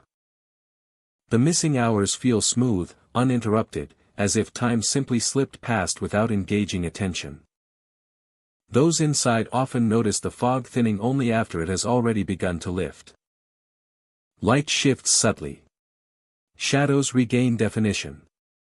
Sound returns in layers, distant first, then closer. Wind reappears, brushing the shelter with familiar noise. The world slowly resumes its normal rhythm. When the fog clears completely, the surroundings look unchanged. Trees stand where they should. Paths re-emerge. The shelter appears ordinary again, weathered but reliable. Yet the sense of time remains unsettled. Visitors check their watches and phones, surprised by the discrepancy. Hours have passed that feel unearned, unmarked. Conversations confirm shared gaps. Everyone agrees on what is missing, though no one can explain how it happened. Records about fog-bound shelter offer little insight. Weather data shows sudden fog formation is common in the area, but not at the density reported. No atmospheric anomaly explains the muffling of sound or the shared time distortion. Instruments placed nearby function normally once fog lifts. Local hikers speak about the shelter with quiet respect. They advise newcomers not to fight the fog. To stay put. To avoid wandering. The shelter does its job, but not always in ways that feel comfortable. The fog is not hostile, only consuming. Those who ignore the advice and wander during heavy fog sometimes return hours later, exhausted and shaken, unable to recall where they went or what they saw. Others are found nearby, sitting calmly, unaware of how long they have been gone. No serious injuries are recorded. No disappearances confirmed. Just lost time, repeatedly and consistently. Fog-bound shelter remains open for use. Signs warn of sudden fog and poor visibility. They do not mention muffled sound or missing hours. Such things resist clear instruction. On clear days, the shelter is unremarkable. People stop briefly, rest, and move on. The air is crisp. Sound carries normally. Time behaves as expected. But when the fog returns, thick and complete, the world contracts around the shelter. Inside, sound softens, thoughts slow, and time loosens its hold. Hours may pass unnoticed, carried away by a stillness that asks nothing and offers no explanation.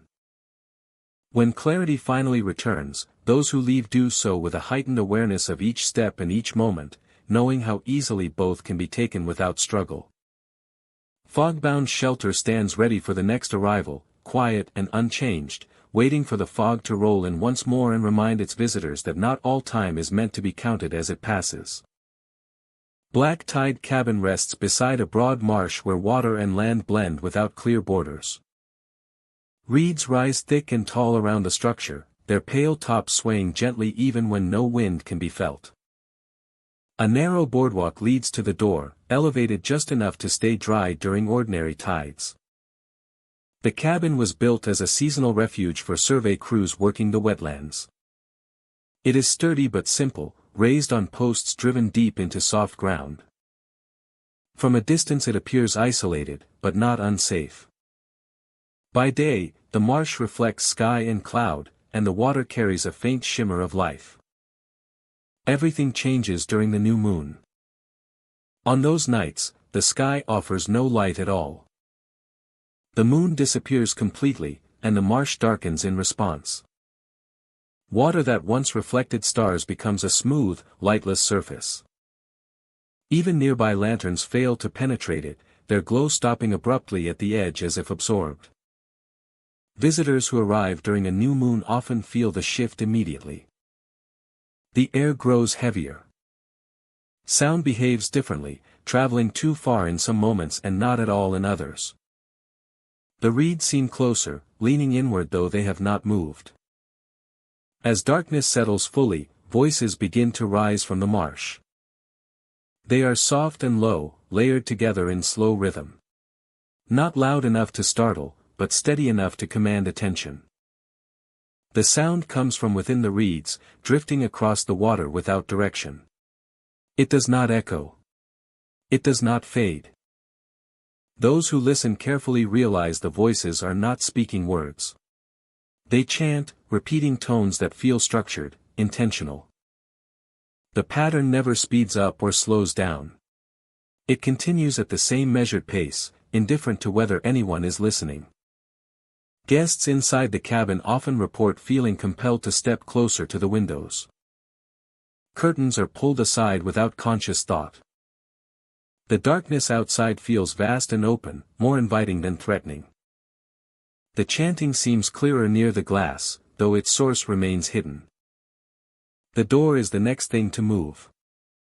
The latch releases without sound. Hinges swing slowly, controlled, stopping just before the door meets the wall. During new moon nights, the cabin door opens on its own. No gust of wind accompanies it. The air inside remains still. Those who witness this often freeze, caught between curiosity and caution. The open doorway frames the marsh in complete darkness, the boardwalk leading outward into nothing visible. The chanting continues, unchanged by the invitation the open door seems to represent. Some guests report standing up without meaning to, taking a step forward before realizing what they are doing. Others describe a sense of being waited for, not rushed, not demanded, simply expected. Caretakers familiar with the cabin advise closing the door immediately and securing it. When this is done, the chanting does not stop, but it feels more distant. The pressure eases slightly, enough to restore clear thought. Those who leave the door open longer report stronger sensations. Time feels stretched. The marsh seems closer than it should be. The idea of stepping outside carries an unexpected calm, as if the darkness beyond offers rest rather than risk. No one has reported seeing figures in the reeds. There are no lights, no shapes rising from the water. The voices remain unseen, woven into the movement of grass and water. Historical records hint at older practices tied to the marsh. Long before the cabin was built, the area was avoided during certain lunar phases. Early settlers noted nights when sound carried strangely and navigation failed. Routes were adjusted to keep distance during the darkest tides. Local tradition holds that the marsh responds to cycles rather than presence. Scientific studies explain some of the acoustic effects. Flat water and dense reeds can carry sound efficiently. Low light alters perception.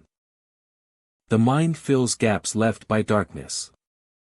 Yet these explanations do not account for the door. Inspections reveal no mechanical fault. Hinges are properly aligned. Latches function normally. The door remains closed on every other night, regardless of weather or wind. Only during new moons does it open. Guests who stay overnight during these phases report vivid dreams. Dreams of standing knee-deep in water that reflects nothing. Of voices humming just beneath the surface. Of doors opening onto places that feel familiar without being known. Waking brings mixed relief. The chanting fades with dawn. Light returns slowly, revealing the marsh exactly as it was before. The water regains reflection. Birds resume movement among the reeds. The cabin door remains closed and still. By daylight, the events of the night feel distant, unreal. Some guests question their memory. Others leave immediately, unwilling to experience another cycle. Caretakers schedule maintenance and visits around lunar calendars. They do not forbid new moon stays, but they do not encourage them. Supplies are stocked carefully. Instructions are given without explanation. If voices are heard, do not answer. Nothing inside the cabin is harmful. When the new moon returns and the water darkens completely, the reeds carry sound upward. And the night waits patiently. Until light returns and the boundary closes once again. Tucked into a secluded cove along the Oregon coast stands a small cedar cabin known as the Broken Net Cabin. Built in the early 1900s by a Norwegian fisherman named Lars Holm. The structure is modest.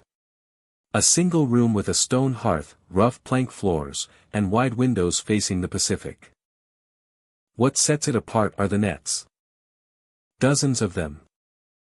Draped from the rafters, hung across the walls, piled in corners. Some hand-knotted from cotton twine, others woven with tarred hemp. All are old. All are frayed. All bear the deep stains of salt and time. None have been used in over 60 years. Yet they remain. As if removing them were unthinkable. Inside the cabin the air is still. No drafts move through the tightly sealed windows. Yet the nets sway. Not all at once. Not in unison. But subtly. Gently. As if stirred by a current no instrument can detect.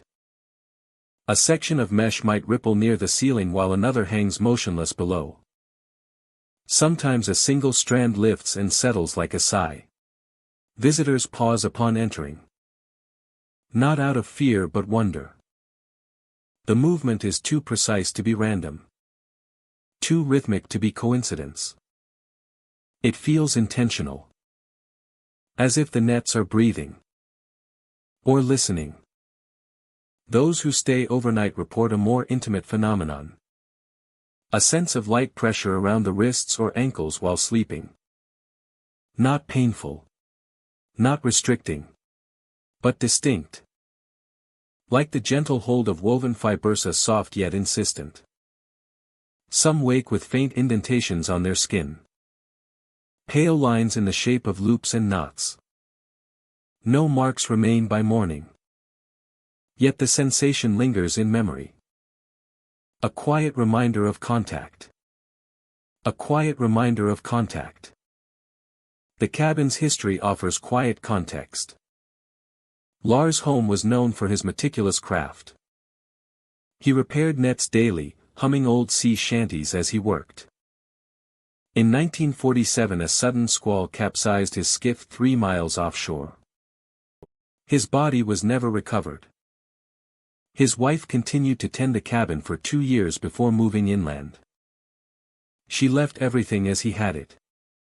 The last net he worked on rests on the workbench, a half mended, the needle still threaded, the twine taut between 2 pegs.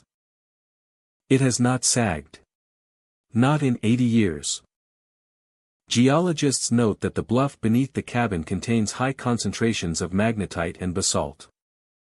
During coastal storms, low-frequency vibrations travel through the bedrock, imperceptible to humans but capable of inducing subtle motion in suspended fibrous materials. In controlled tests, old hemp nets exposed to similar frequencies exhibited slow rhythmic swaying. A compelling explanation. Yet it does not account for why the movement intensifies when someone speaks aloud in the room. Or why the nets seem to still when a visitor stands silently with hands clasped as if in respect. Local fishermen speak of the cabin with quiet regard. Not as a haunted place but as a sacred one. One elder said the nets remember the hands that made them. That every knot holds intention. Every loop a promise. He never entered the cabin.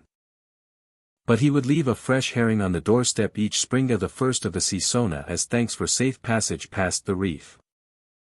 The fish was always gone by dawn. Gulls never touched it. Those who return often do so in daylight. They sit on the porch. Listen.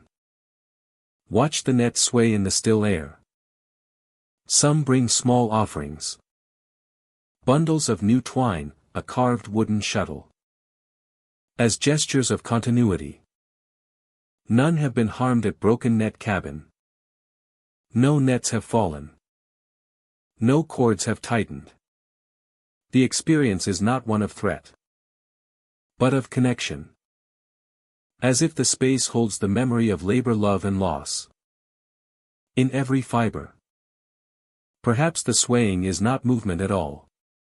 But resonance. The lingering echo of hands that worked with care. Of a life shaped by rhythm and tide.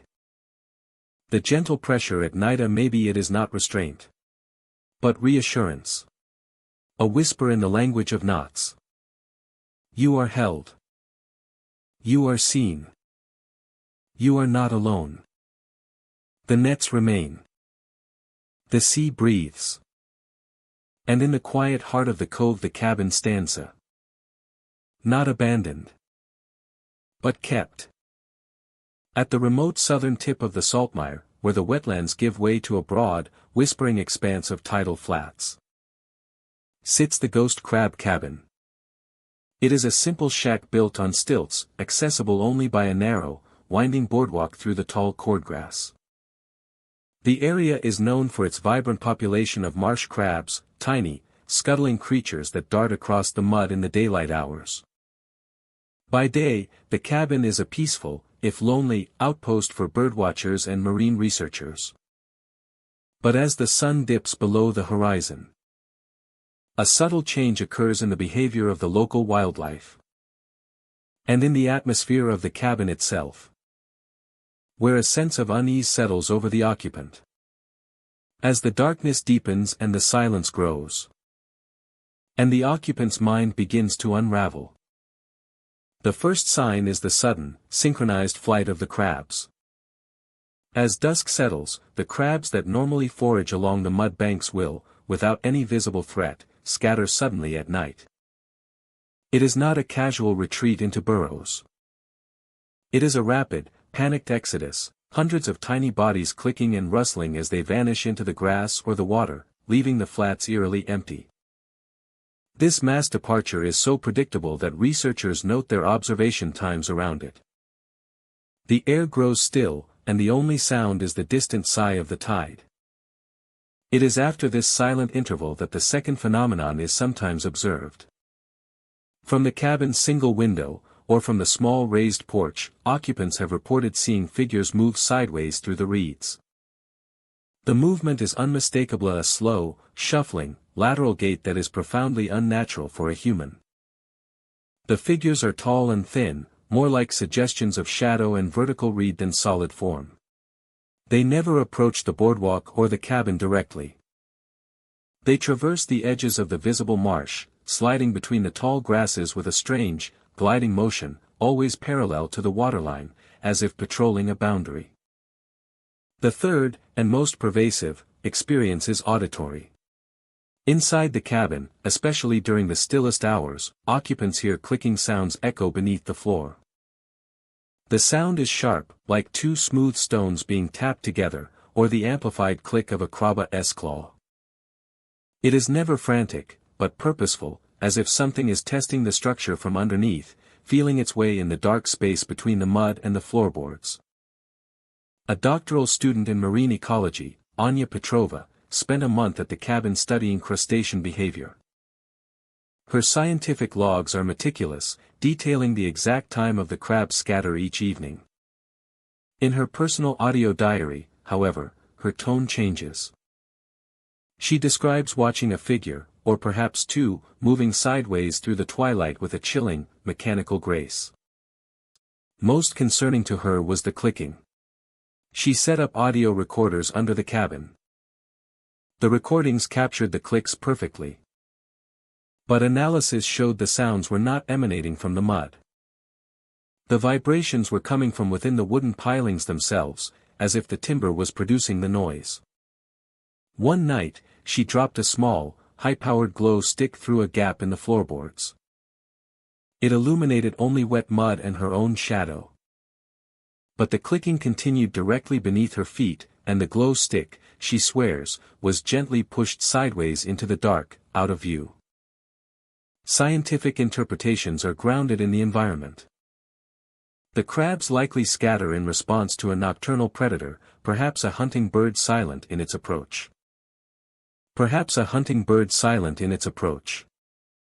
The sideways figures could be an unusual refraction of moonlight on drifting mist, combined with the natural sway of the reeds. The clicking sounds are likely the calls of a specific species of larger, burrowing crab amplified by the Cabina's hollow foundation, a natural part of the Marsh's nocturnal soundscape. Amplified by the Cabina's hollow foundation. A natural part of the Marsh's nocturnal soundscape. But the local lore, passed down by the few families who once lived on the marsh edge, tells of the mudwalkers. These were not ghosts of people, but something older, entities formed from the collective memory of the marsh itself, shaped by the tides and the instincts of its creatures. Their sideways walk mirrors the crab, the master of that boundary. The clicking is their language, or their means of sensing the world.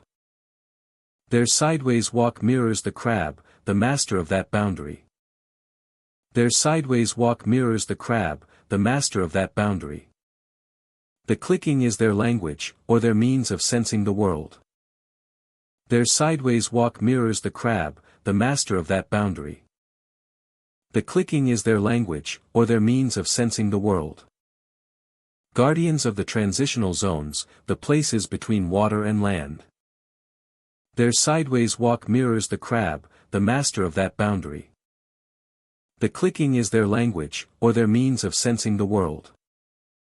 Guardians of the transitional zones, the places between water and land. Their sideways walk mirrors the crab, the master of that boundary. The clicking is their language, or their means of sensing the world. Guardians of the transitional zones, the places between water and land. Their sideways walk mirrors the crab, the master of that boundary. The clicking is their language, or their means of sensing the world. Guardians of the transitional zones, the places between water and land. They are not malicious, but profoundly alien, observing the rare human intrusion into their domain with a detached, analytical curiosity. The ghost crab cabin is still used. Those who stay learn a few unspoken rules. No food is left outside. Trash is sealed tightly. And most importantly, when the crabs scatter, it is time to go inside. To close the shutters. To acknowledge the change of shift. The marsh is transferring from the domain of the day creatures to the night watchers. To spend a night there is to feel the weight of a different kind of consciousness. The figures in the reeds are not watching you, specifically. They are watching the territory. The clicks under the floor are not a threat. They are an inspection. You are a temporary object in their realm. A curious anomaly resting on stilts above their endless, damp world. You are a guest in a house that sits upon a border. And as you lie in the dark, listening to the methodical clicking from below, you understand that you are being assessed by something that moves sideways through the world. And thinks in rhythms older than your own. Stillwater Watch Cabin stands on the edge of a perfectly calm lake hidden deep within a basin of low hills. The cabin was built as a lookout long ago, a place to observe weather and wildlife in an area known for long stretches of silence. Reaching the cabin requires a narrow trail that slopes gently downward toward the lake. As travelers descend, sound begins to fade. Footsteps soften. Voices seem to lose their reach. By the time the cabin comes into view, the world above feels distant and removed. By day, Stillwater Watch Cabin feels isolated but peaceful. The lake reflects clouds with perfect clarity. Trees along the shoreline appear doubled, their mirrored forms extending downward into the water. The cabin itself is simple. One room. A small observation window facing the lake. A wooden deck extending a few feet over the shore. It is at night that the lake changes. When darkness settles, stars appear in the water that are not in the sky. Visitors first notice it when they look down rather than up. The lake glows faintly, dotted with points of light that do not match any visible constellation. Some of the reflected stars seem too close together. Others drift slowly, rearranging themselves without pattern. Looking up offers no explanation. The sky remains clear and ordinary. Familiar stars hold their places. The lights in the water move independently, shimmering gently beneath the surface without disturbing it. The reflections feel deep. They do not sit on the surface like normal light. They appear layered, as if suspended below the water, stretching downward beyond sight. Lantern light does not reach them. Flashlights pass through without effect. Visitors feel watched constantly. The sensation begins subtly. A pressure behind the eyes. A tightening in the chest. The feeling does not point to a direction. It feels surrounding, as though attention exists in the space itself rather than coming from any visible source. Standing on the deck intensifies it. Facing the lake brings a strong sense of awareness, as if the water is focused on the observer rather than the other way around. Turning away offers no relief. Inside the cabin, the sensation remains, steady and patient. There are no sounds of movement. No footsteps. No branches snapping. No ripples on the lake. The silence feels maintained rather than accidental, as if sound itself is being held back. As night deepens, another phenomenon begins. Some hear their thoughts whispered back to them. The experience does not involve voices speaking aloud. Instead, visitors describe hearing quiet echoes of their own internal thoughts, repeated softly, stripped of emotion. The whispers arrive moments after the thought occurs, as if reflected rather than initiated. The sound is close. It does not seem to travel through air. It feels internal, yet distinct enough to recognize as separate. The whisper carries the same cadence as the original thought, but flatter, slower. Not all thoughts return. Only simple ones. Observations. Questions. Brief reactions. Words spoken into the room do not return. Only unspoken thoughts trigger the response. Attempts to distract the mind bring mixed results. Focusing on reading or writing dulls the effect slightly, but moments of pause allow the whispers to resume. Closing the eyes makes the sensation stronger, as if visual input normally anchors attention. Sleep is difficult. Those who lie down report the lake light bleeding into their dreams. Reflected stars appear beneath closed eyelids. Thoughts blur into whispered repetition until waking feels inevitable. Some wake abruptly, convinced someone stood nearby. The cabin remains empty. The door stays closed. The lake outside reflects unfamiliar stars, unchanged. The feeling of being watched never escalates into panic. It remains calm, steady, observant.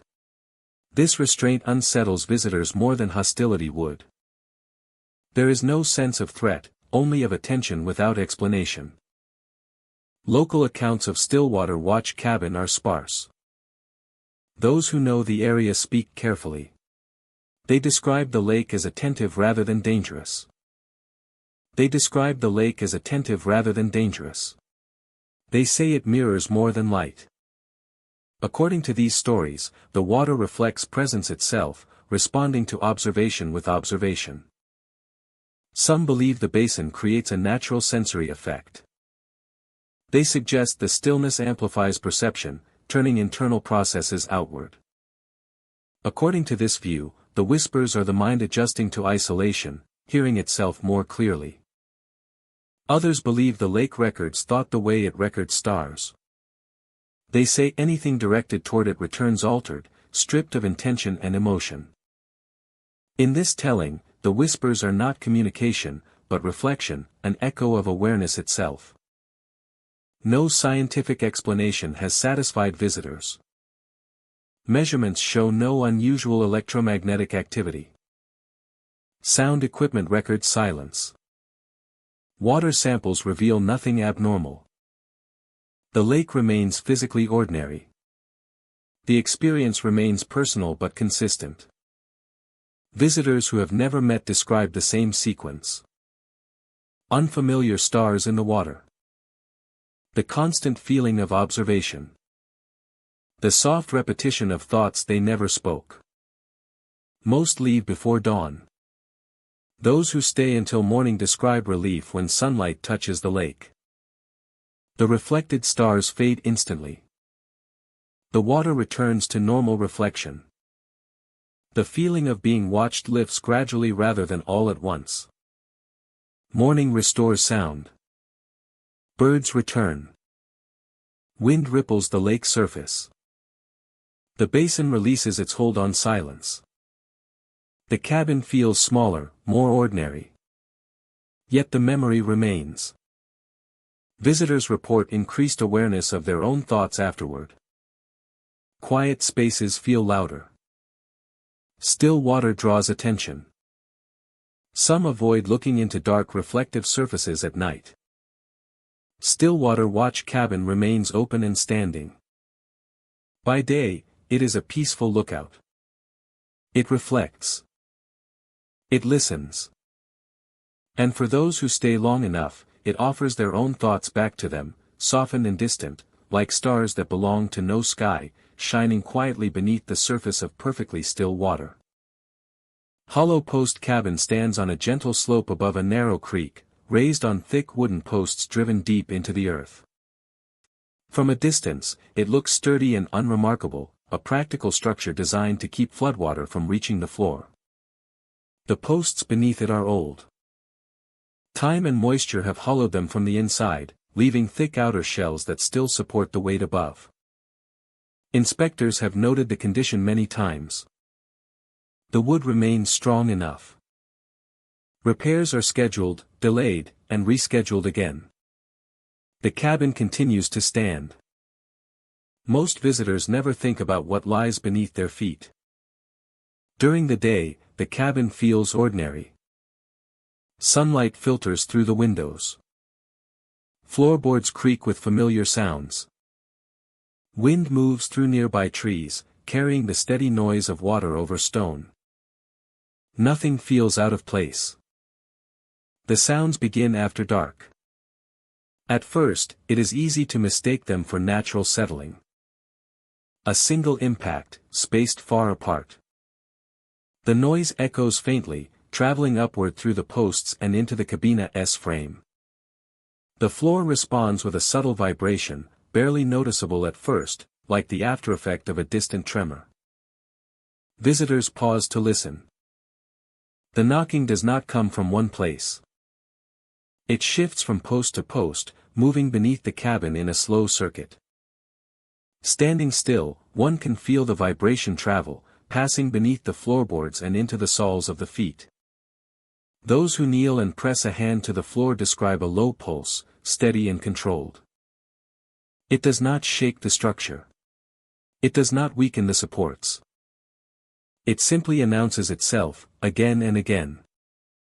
Stepping outside to investigate offers little clarity. The ground beneath the cabin is quiet. No movement disturbs the soil. No animals are visible near the posts.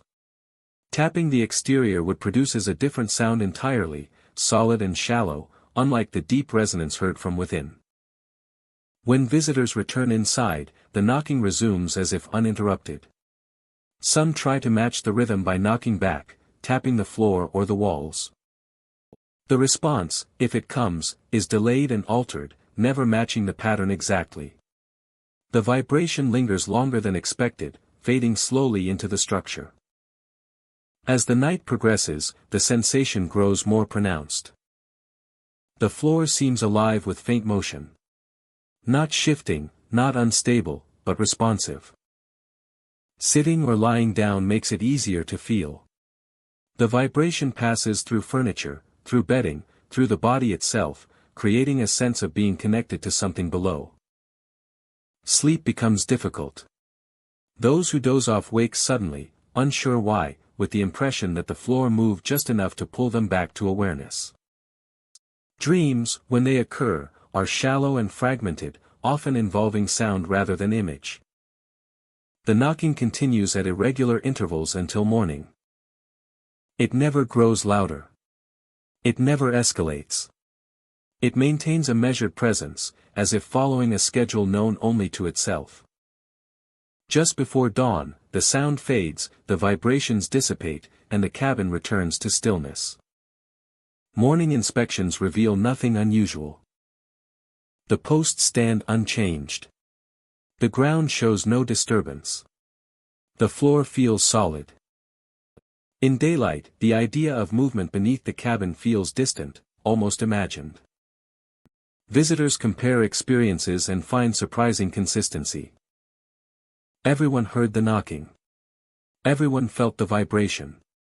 Descriptions of rhythm and movement align closely, even among those who stayed in different rooms. Records about the cabin offer few answers. The hollowing of the posts is well documented, attributed to age, insects, and moisture. Engineers confirm that hollow wood can amplify sound, acting like a resonating chamber. This explains the echo, but not the source. No underground streams run directly beneath the cabin. Seismic activity in the area is minimal. Wildlife surveys find no animals large enough to produce such consistent vibrations without leaving signs. Local residents speak about the cabin cautiously. They say the ground there is layered, old earth packed with history and pressure. They say hollow spaces listen as much as they carry sound. Some believe the cabin settles into the rhythm of the land at night, responding to shifts too subtle to measure. Others say nothing at all, simply advising visitors to expect a restless floor after sunset. Attempts to reinforce or replace the posts have stalled repeatedly. Equipment malfunctions. Measurements come back inconsistent. Work crews report headaches and a persistent buzzing sensation while beneath the structure, as if the vibration never fully stops at ground level. The cabin remains in use. Most nights pass without incident. Some visitors never hear the knocking, or notice it only briefly before sleep.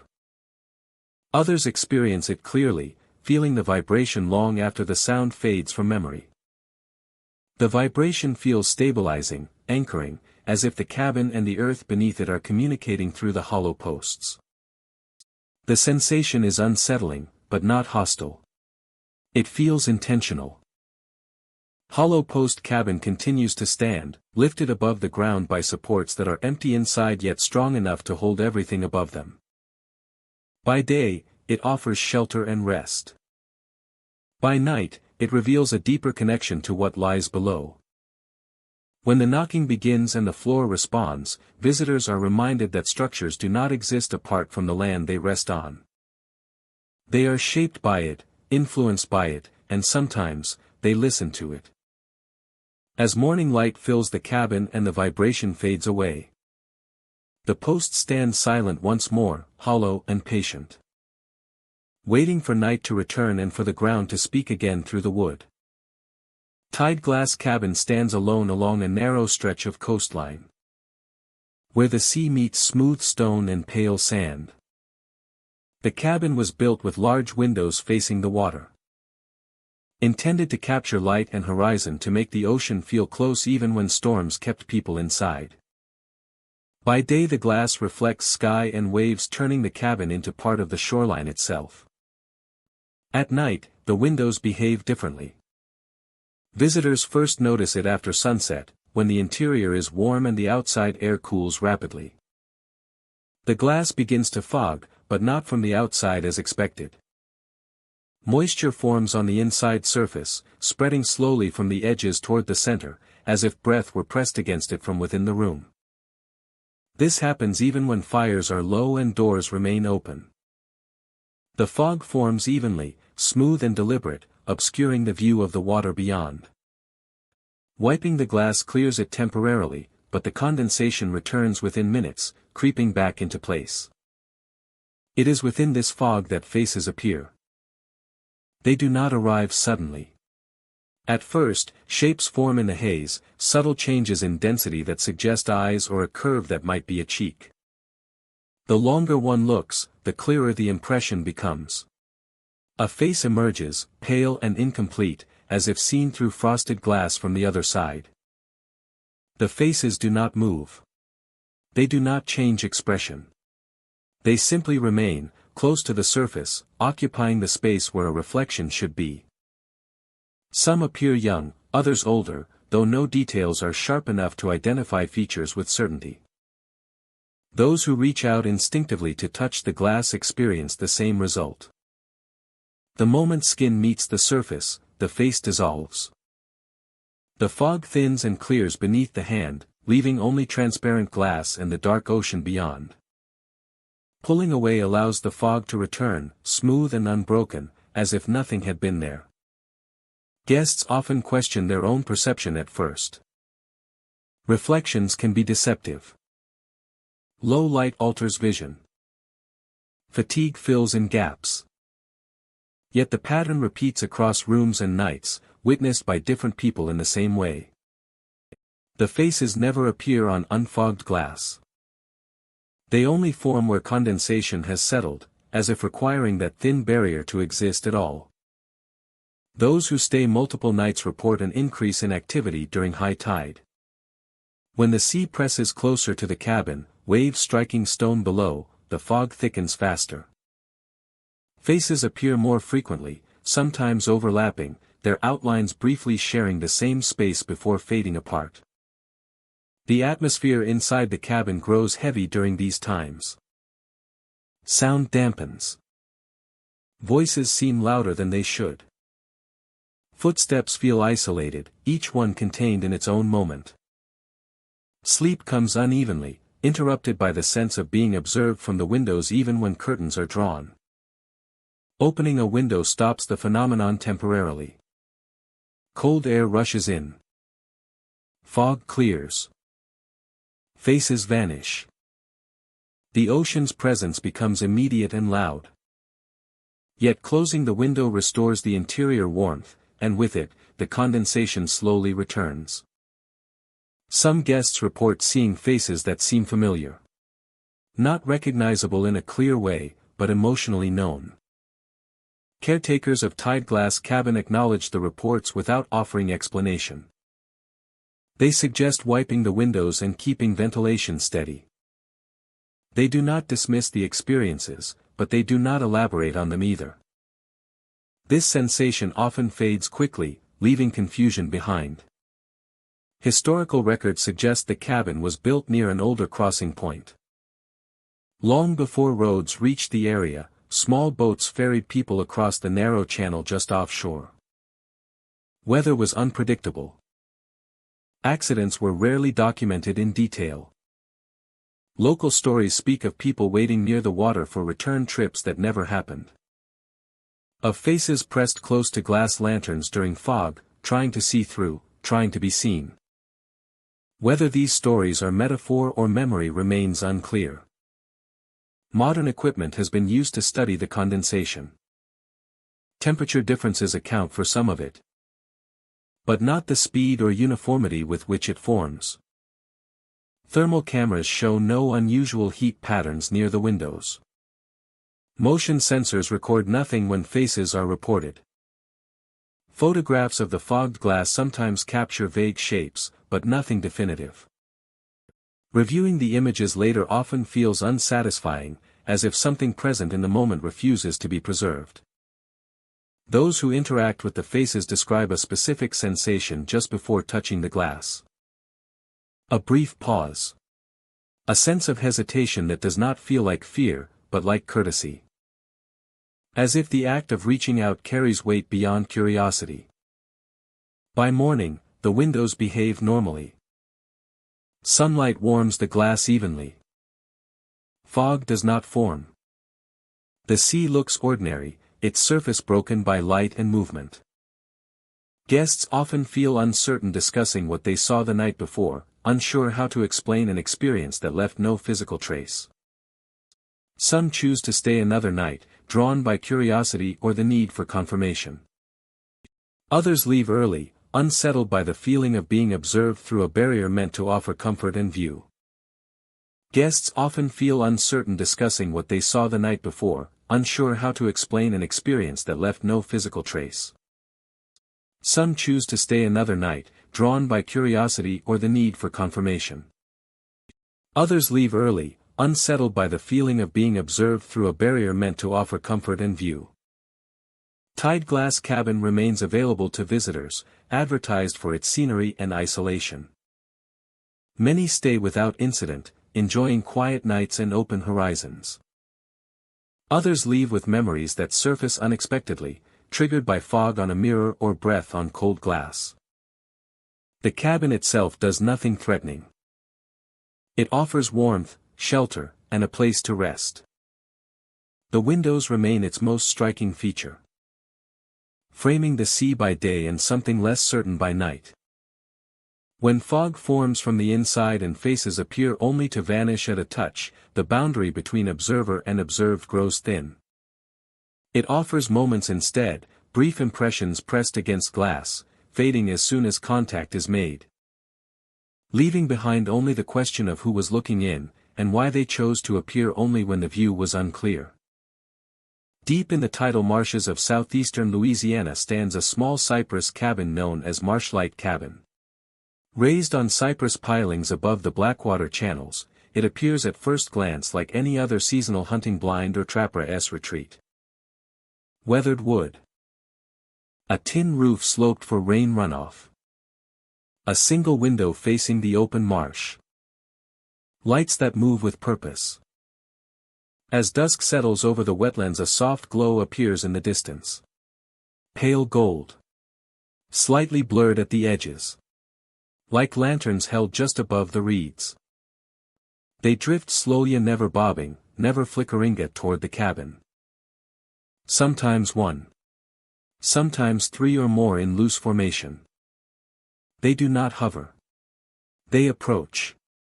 Gliding soundlessly over the water grasses as if drawn by an unseen current.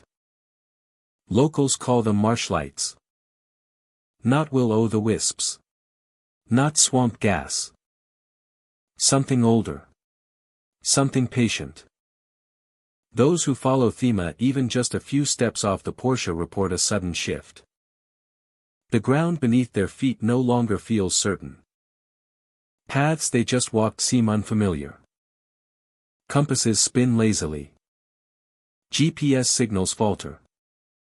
A deep quiet falls, and not the natural hush of night but an absence. As if sound itself has been drawn inward. And with it comes a feeling. Not panic. Not terror. But profound unease. A sense of being gently but firmly turned away. Some describe it as walking into a room where everyone has fallen silent. Others say it feels like the marsh is holding its breath. Every person who has pursued the lights beyond the tree line has turned back within minutes. None can explain why. Only that they knew, with quiet certainty, it was not time to go further. Inside the cabin the air remains still. Yet visitors often wake before dawn with a strong urge to leave. Not in fear. In reverence. They pack quietly. Extinguish the stove. Step onto the porch just as the first gray light touches the water. And in that moment the lights vanish. Not fading. Not retreating. Simply ceasing to be. As if the night had been a single held note finally released. The cabina's origins are undocumented. No deeds exist before 1938. Local oral history suggests it was built by a Creole herbalist who gathered plants under specific lunar phases.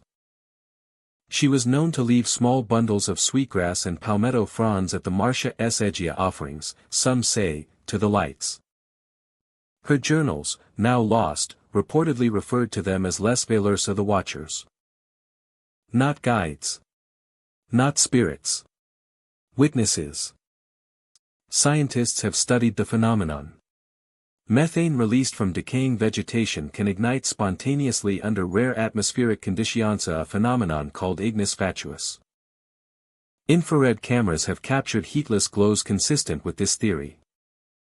Yet the lights here respond to presence. They brighten when someone stands on the porch. Dim when the cabin door closes. And they never appear during heavy rain or high wind. Only on still, clear nights when the water is calm and the stars are sharp. Birds behave unusually near the site. Herons circle but do not land. Owls call from distant cypress knees but fall silent within 200 yards of the cabin. Even insects seem quieter in its immediate vicinity. Guests who stay often describe vivid dreams, and not of danger but of depth. Of walking submerged paths. Of hearing voices in Cajun French just beyond understanding. Of waking with the scent of river clay on their hands though none was present. Marshlight cabin does not repel. It sifts. It does not frighten. It reminds that some thresholds are not crossed by will but by readiness. Perhaps the lights are not leading to a place, but marking a boundary between the world of daylight logic and the older rhythms of tide and memory. No one has been harmed here. No one lost. The cabin stands open. The door unlocked. Waiting. And each night when the marsh exhales and the stars blink awake, the lights rise again.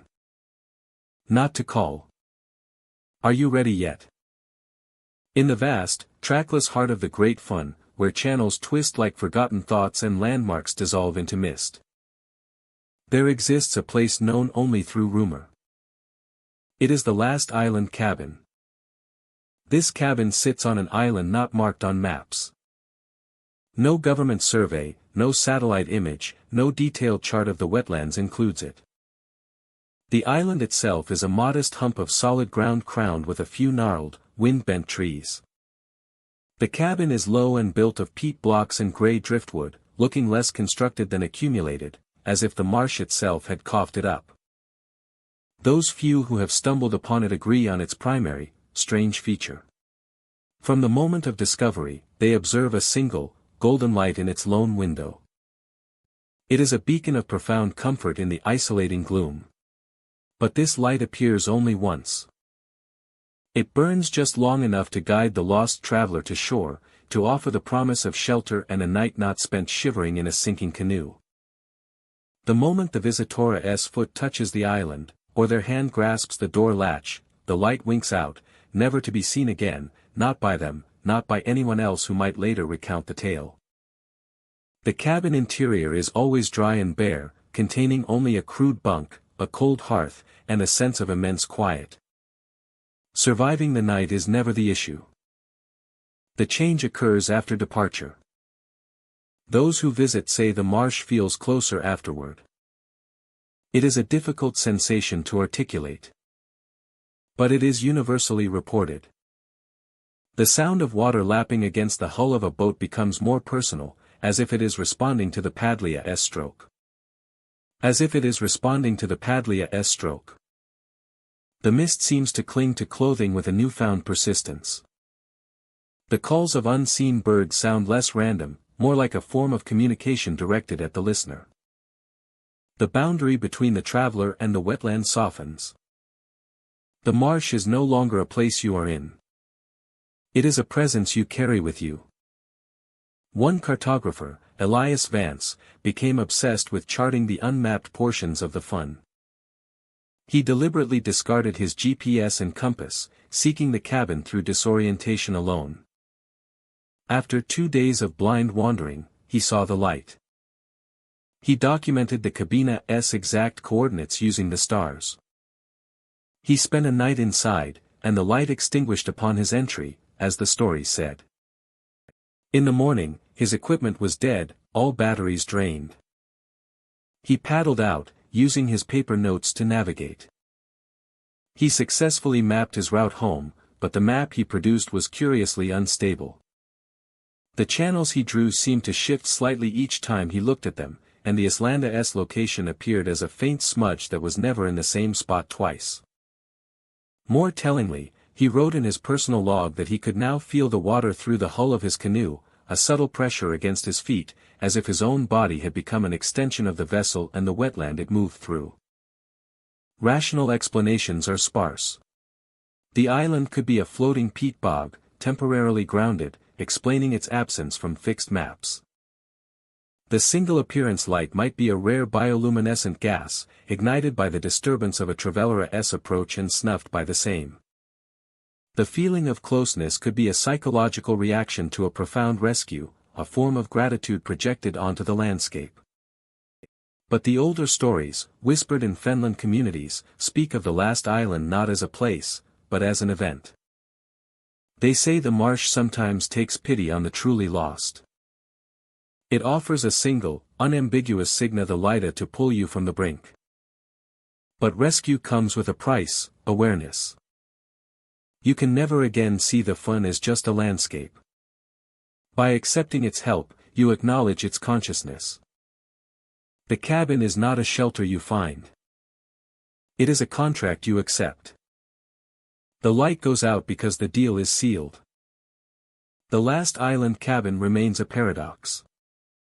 It is a fixed point for the lost that cannot be found by the searching. It is a refuge that alters the refugee. Those who have been there rarely speak of it openly. But they recognize each other. There is a certain damp stillness in their demeanor. A patient way of listening to the wind. They know that the marsh is not empty. It is attentive. And once it has shown you a light in the window, it never truly lets you go. You leave the island. But the island, and the deep, watchful wetness it represents, follows you home. A quiet companion in every rain-soaked breath, and every glimpse of fog rising from a pond. You traded rescue for kinship.